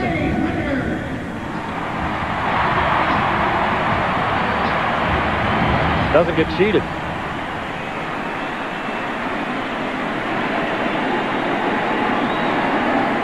We compared Torrey Hunter to Kirby Puckett earlier.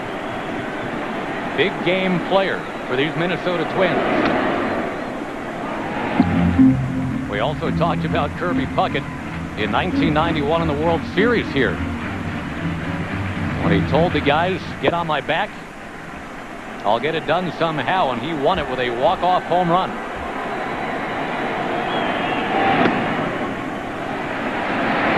Jones has won, or Torrey Hunter rather, has now won 3 consecutive Gold Glove awards in center field. When he was awarded his 3rd one, he actually gave it to that man right there. Jerry White, the outfield coach. Hunter in the air to left.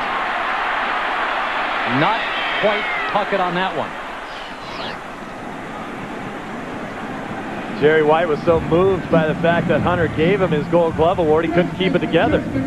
Standing on the field, just bawling like a little baby, he said. Hunter credits White with a lot of what he's been able to accomplish defensively. The Twins are not known for hitting a lot of home runs. They haven't had a 30 home run season from anybody since Kent Herbeck in 1987. But here's Morneau. And they figure, Steve, that stat is going to change next year. Justin Morneau had 19 homers this year in about 70 games. Yeah, just 74 ball games. Of course, he got hit on the hand. He had to take a cortisone shot in that hand before the series started.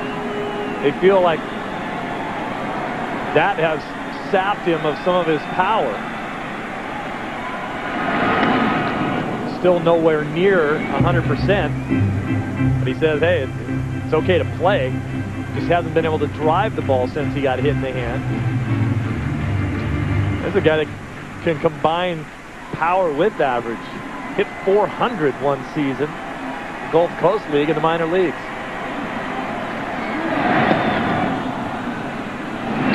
If you're looking for that walk-off heroism right here, one thing to keep in mind, Tom Gordon has not allowed a home run to any of these current Minnesota Twins ever. About 90 at-bats. The old equalizer breaking ball right there. Got a piece. Kyle Loesch is still warming in the bullpen. Joe Nathan having thrown 32 pitches.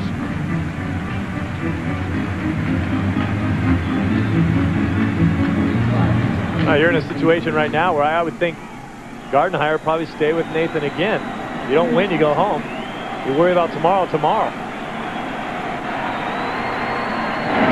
Nasty. And Justin Morneau out of there. Nothing's resolved through 9. Ruben Sierra made it happen with a 3-run homer in the 8th, and now we've got the 10th.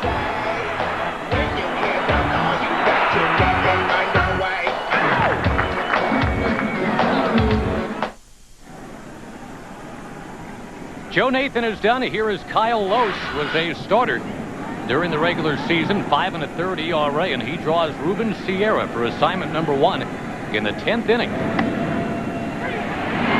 It was Sierra who knotted the ball game up 5 aside in the 8th inning, becoming the 6th different New York Yankee to homer in this series. 3-run shot. As you were talking about, Josh, I mean, was 1 for 20 before that at bat. Really, you're just looking for Ruben Sierra to give you that one big blast.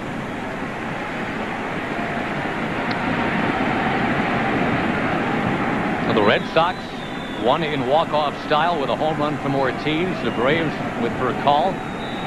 The Yankees had their game 2 for the ages in this series.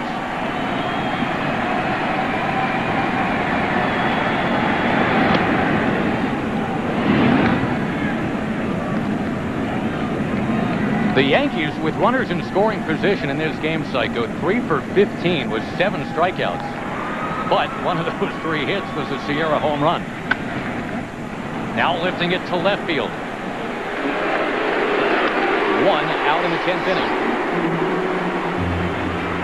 Now, folks, tomorrow, Fox NFL Sunday returns, double-header action. America's #1 pregame show gets it started. Then it's the Giants and the Cowboys.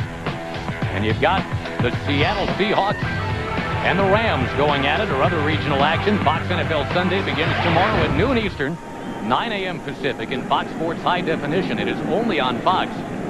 And then baseball at night. The Twins hoping to force Game 5, which would be on Fox in New York tomorrow. Tony Clark, his first at bat. Not easy to walk a guy who is 6'8". But Clark is up 2-0.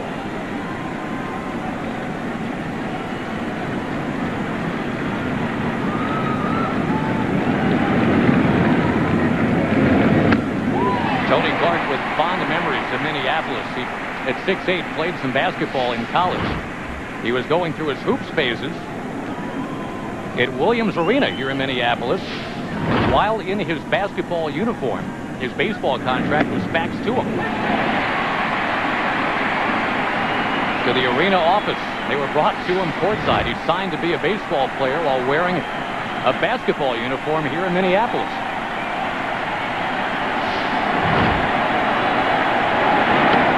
Off the plate, 3-2. His favorite sport's tennis. Kind of outgrew that game. Yeah. He's done a nice job for the Yankees. 16 home runs, 13 of them from the left-hand side.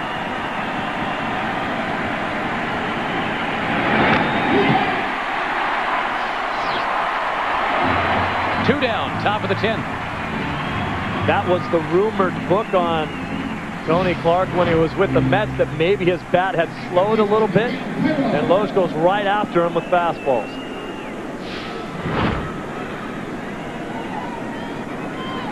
And Kyle Loesch, I think, defines the route the Twins have taken to get to where they are, Steve. The blueprint of trading veterans for prospects. Cairo with a bunt. Loesch scrambles, fires. Got him at first base. And the Twins can win it in the bottom of the 10th. We'll return to Minneapolis after a word from your local Fox station. Whoa.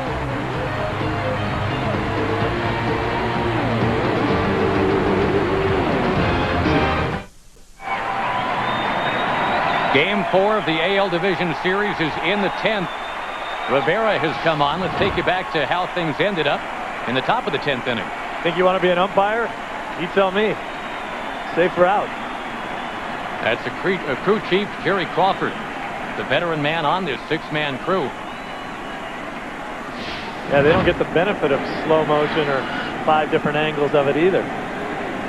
Oh, here we go. Rivera against Koski, and what a showdown this was in Game 2.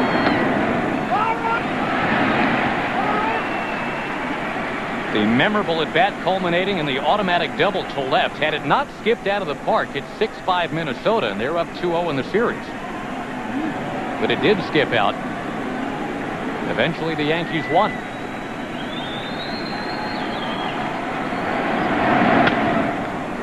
Again, opposite field. That's what happened in that at-bat with Rivera in Game 2. I don't think Rivera had his best stuff in Game 2. Rivera has now gone to 2 pitches. Used to be pretty much primarily throwing the cutter. Now he does throw a 2-seamer that'll try to straighten out and run to the other side of the plate occasionally against a left-hander. But that's just to keep guys honest. I don't think it's his best pitch. That is. Yeah, and the Yankees scouting report on Koski, whether it's Rivera on the mound or not, is to go at him just like this. Down and in. Get in on his hands, try to tie him up. Because as we talked about before, one of the reasons why he lowered his hands was to get into a better position to be able to drive the ball the other way.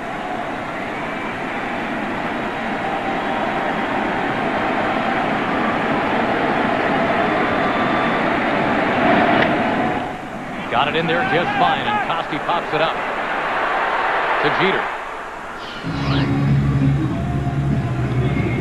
The even-numbered games of this series have teetered into extra frames at 5-5. That's what a cutter does for you right there.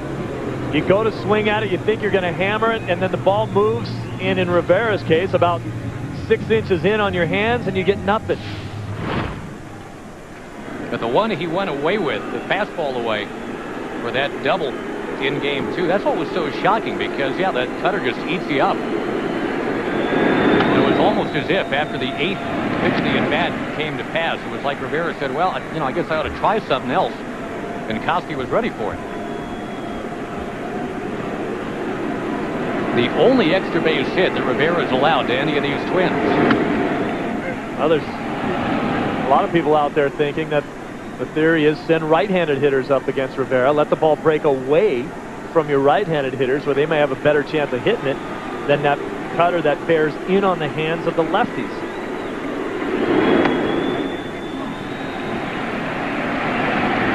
Now, one thing to note about Rivera, he had to come on in that wild 9th inning last night. Joe Torre not thrilled about that.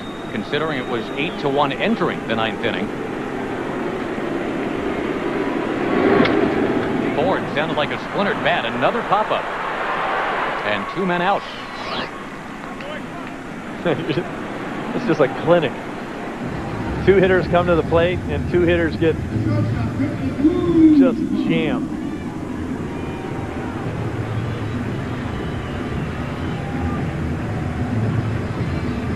Christian Guzman, a couple of strikeouts and a bounce out in this game. This game is game 4 of the ALDS. The Twins need to win it to force game 5 tomorrow. Johan Santana was the starter for Minnesota.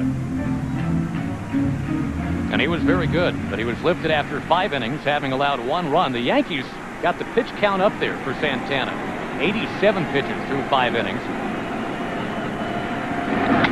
Ground ball back to the mound. So we are through 10 with nothing decided. On to the 11th. 5-5 in game 4.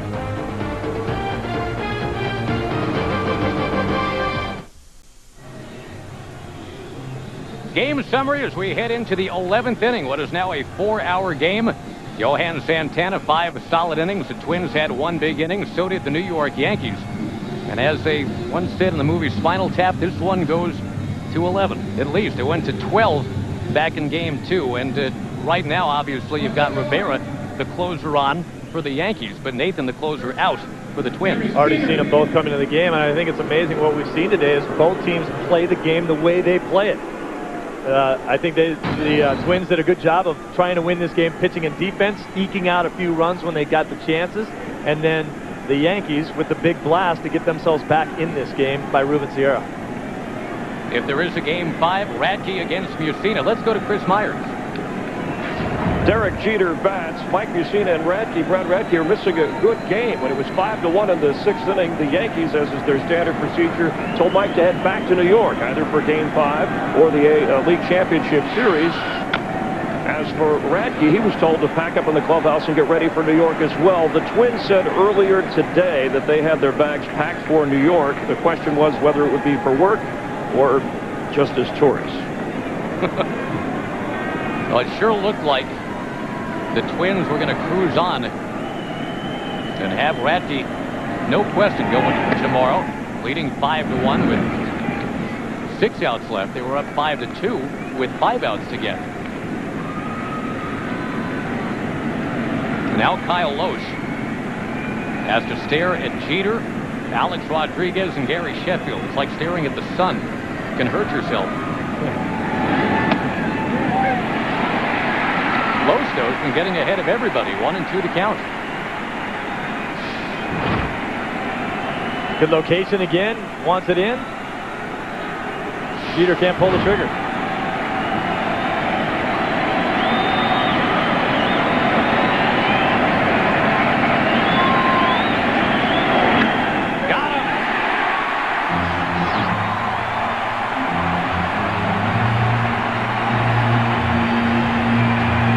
Just the 3rd time in Derek Jeter's career that he has struck out 4 times. That's a good pitch. The emotions there, Derek Jeter telling him that that wasn't a strike, but it was.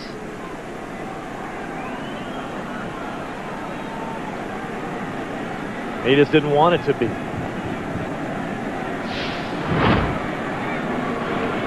One superstar out of the way. Now here comes another. And Alex Rodriguez drills it near the line. It's foul.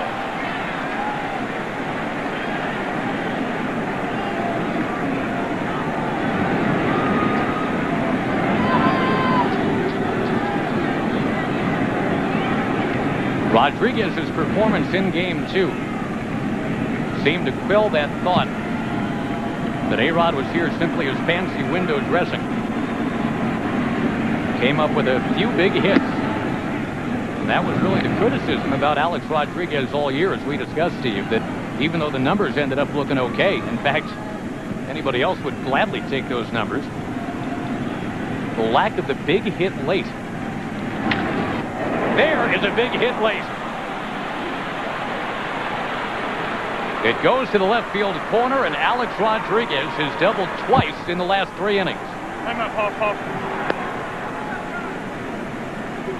Once again, very casually calls for timeout, addressing the second base umpire by his first name.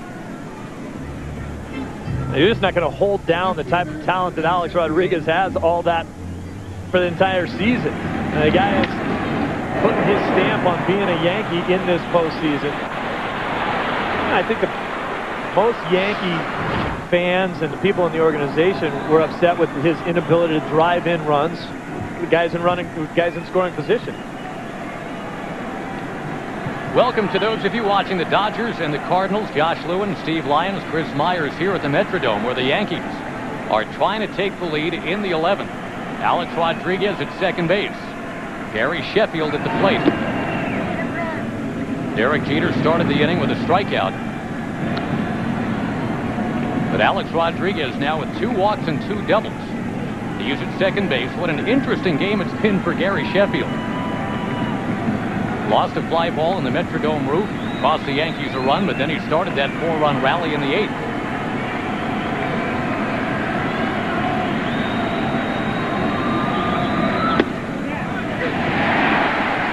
One ball, 1 strike. To finish that thought, Josh, you know, Rodriguez had 106 RBIs on the year, but a lot of Yankee fans thought that he would have driven in a lot more. As you look at a nice little slider there from Lowe's.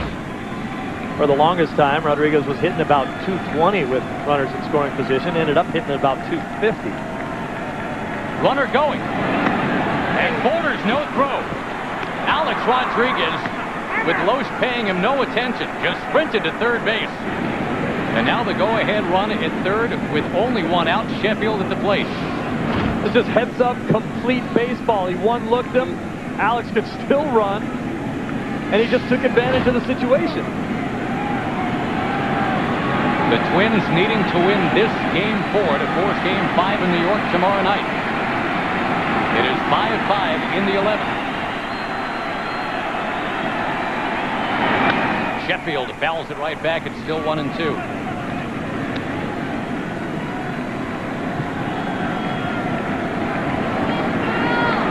Rodriguez and Sheffield, the first time in Yankee history, Steve, they've had 2 right-hand hitters with 35 home run seasons simultaneously.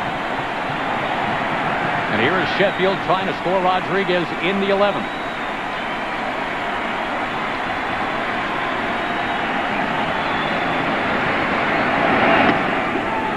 The infield in for Minnesota. With Sheffield at the plate, the infield playing in, you could get somebody hurt.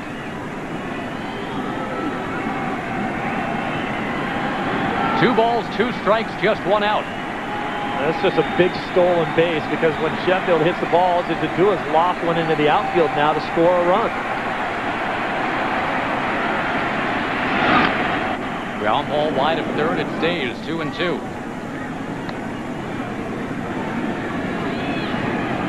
Gary Sheffield back in 1997, Steve, had a very strong postseason for the Marlins. Since then, he has not been a factor in postseason play.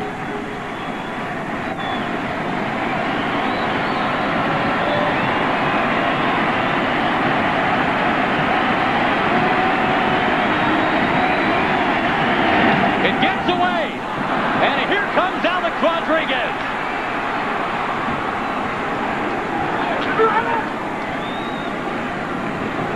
Had Borders inserted into the game back in the 8th. 2 have gotten by him. 6-5 New York. I don't know if Borders could do anything about this one. I think this ball is just uncorked. You see Borders on the outside part of the plate there. He goes down. Well, that is his fault. You can't backhand that ball with a guy on third base. Sheffield follows. That is caught up to by Rivas for out number 2. I didn't realize that Borders had shifted that far off the plate and wanted that pitch that far outside. But a pitch like that, you got to get down and block it and not try to catch it. Borders will try to backhand this ball instead of getting down and smothering it. That's why the ball bounces off his glove and Rodriguez scores. And the stolen base ends up being key. Ball 1 to Matsui.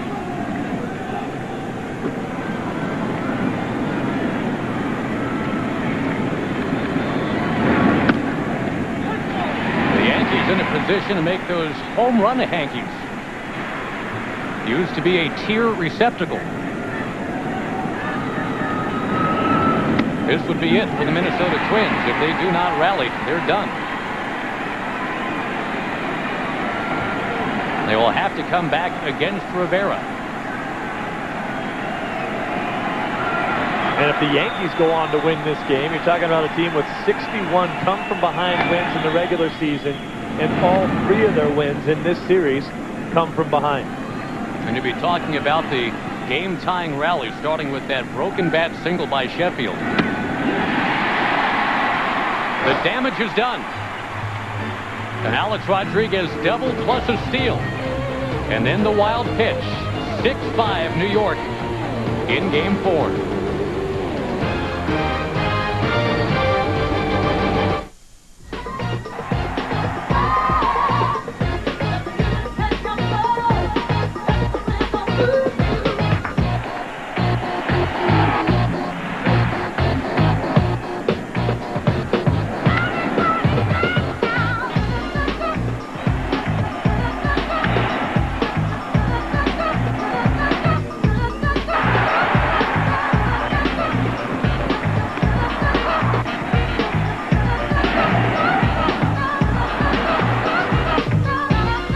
And there you have it, 6-5 now in the 11th inning. Alex Rodriguez nailed the double, stole third.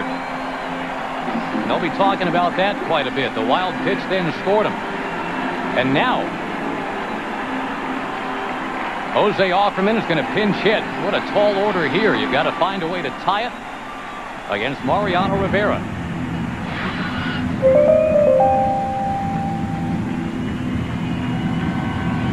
Don't forget, at the end of this game, we'll join the Dodgers and the Cardinals, Game 3. This is Game 4 of what has been a very interesting division series between small market Minnesota, whoppingly big market New York. I think what we're seeing, too, is a guy like Alex Rodriguez showing off all of his talents and proving once again why he's the best player in the game. He stole 28 bases during the regular season, and they kind of forgot about him out there. He steals a big base, and it ends up being potentially the game-winning run. We talked about it right at the top of the broadcast, Steve. A lot of people mentally are already getting set to go to the airport and get ready to go to New York for Game 5 because Santana was the starting pitcher. And actually, he left with a 5-1 lead. I think Johan Santana was as advertised. Javier Vazquez gave up 5 runs in 5 innings. Didn't go real well, but Esteban Loaiza should not be forgotten with a couple of scoreless innings right after that. When the Twins were trying to pull away, they could not. Gordon and Rivera from there.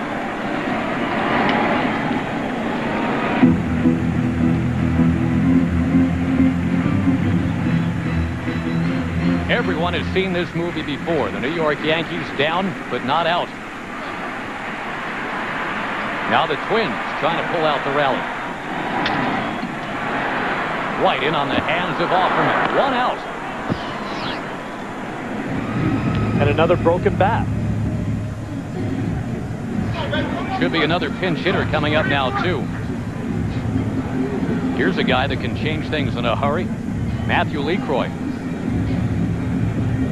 Had a period during the season this year where he hit 3 straight pinch home runs.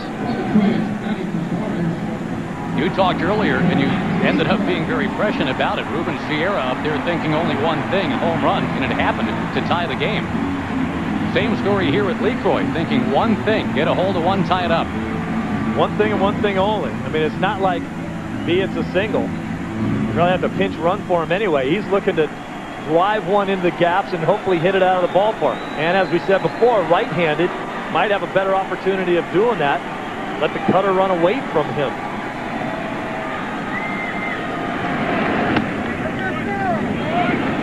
Seen everybody else go to the plate and get their bats broken.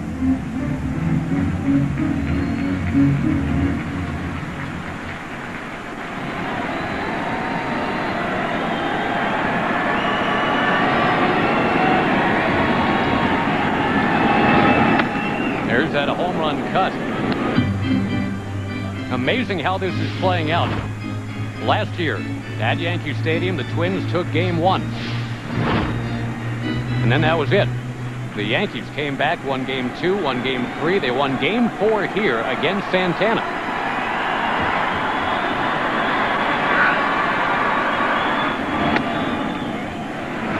Nico, it reminds you a little bit of a right-handed hitting Ruby Durazo of the A's.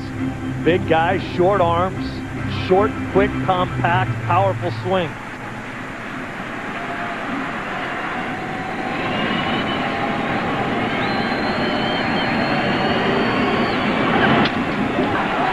The big swing, but a fly ball to left. And I think Rivera broke his back. Boy, join the club. Rivera out of the bullpen, even though he had to pitch yesterday. He has looked very strong today. And now on into tonight. Again, those of you watching the Dodgers and the Cardinals, welcome back. 1 out away from the Yankees versus the Red Sox in the ALCS. It is 6-5 here in the 11th inning. New York on top in game 4. Shannon Stewart, the batter.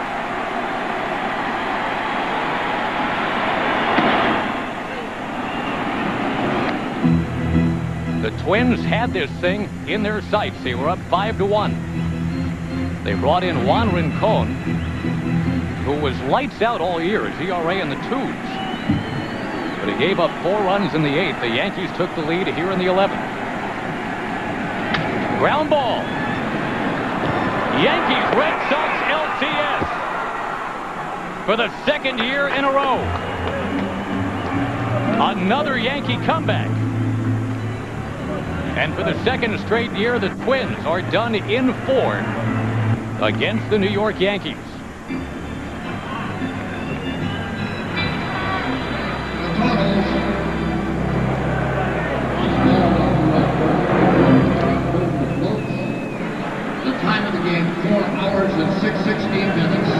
Minnesota will not have a game 5 in the Bronx. A 6-5 final in 11th. Another Yankee comeback gets it done. Dodgers and Cardinals are straight up. Now, for more info on this game, for the latest on Major League Baseball, you can go to foxsports.com. For Steve Lyons, for Chris Myers, I'm Josh Lewin saying so long from Minneapolis. Great year for the Twins, but it's done. The Yankees move on. Jeannie coming back in the Fox Television Center after these messages.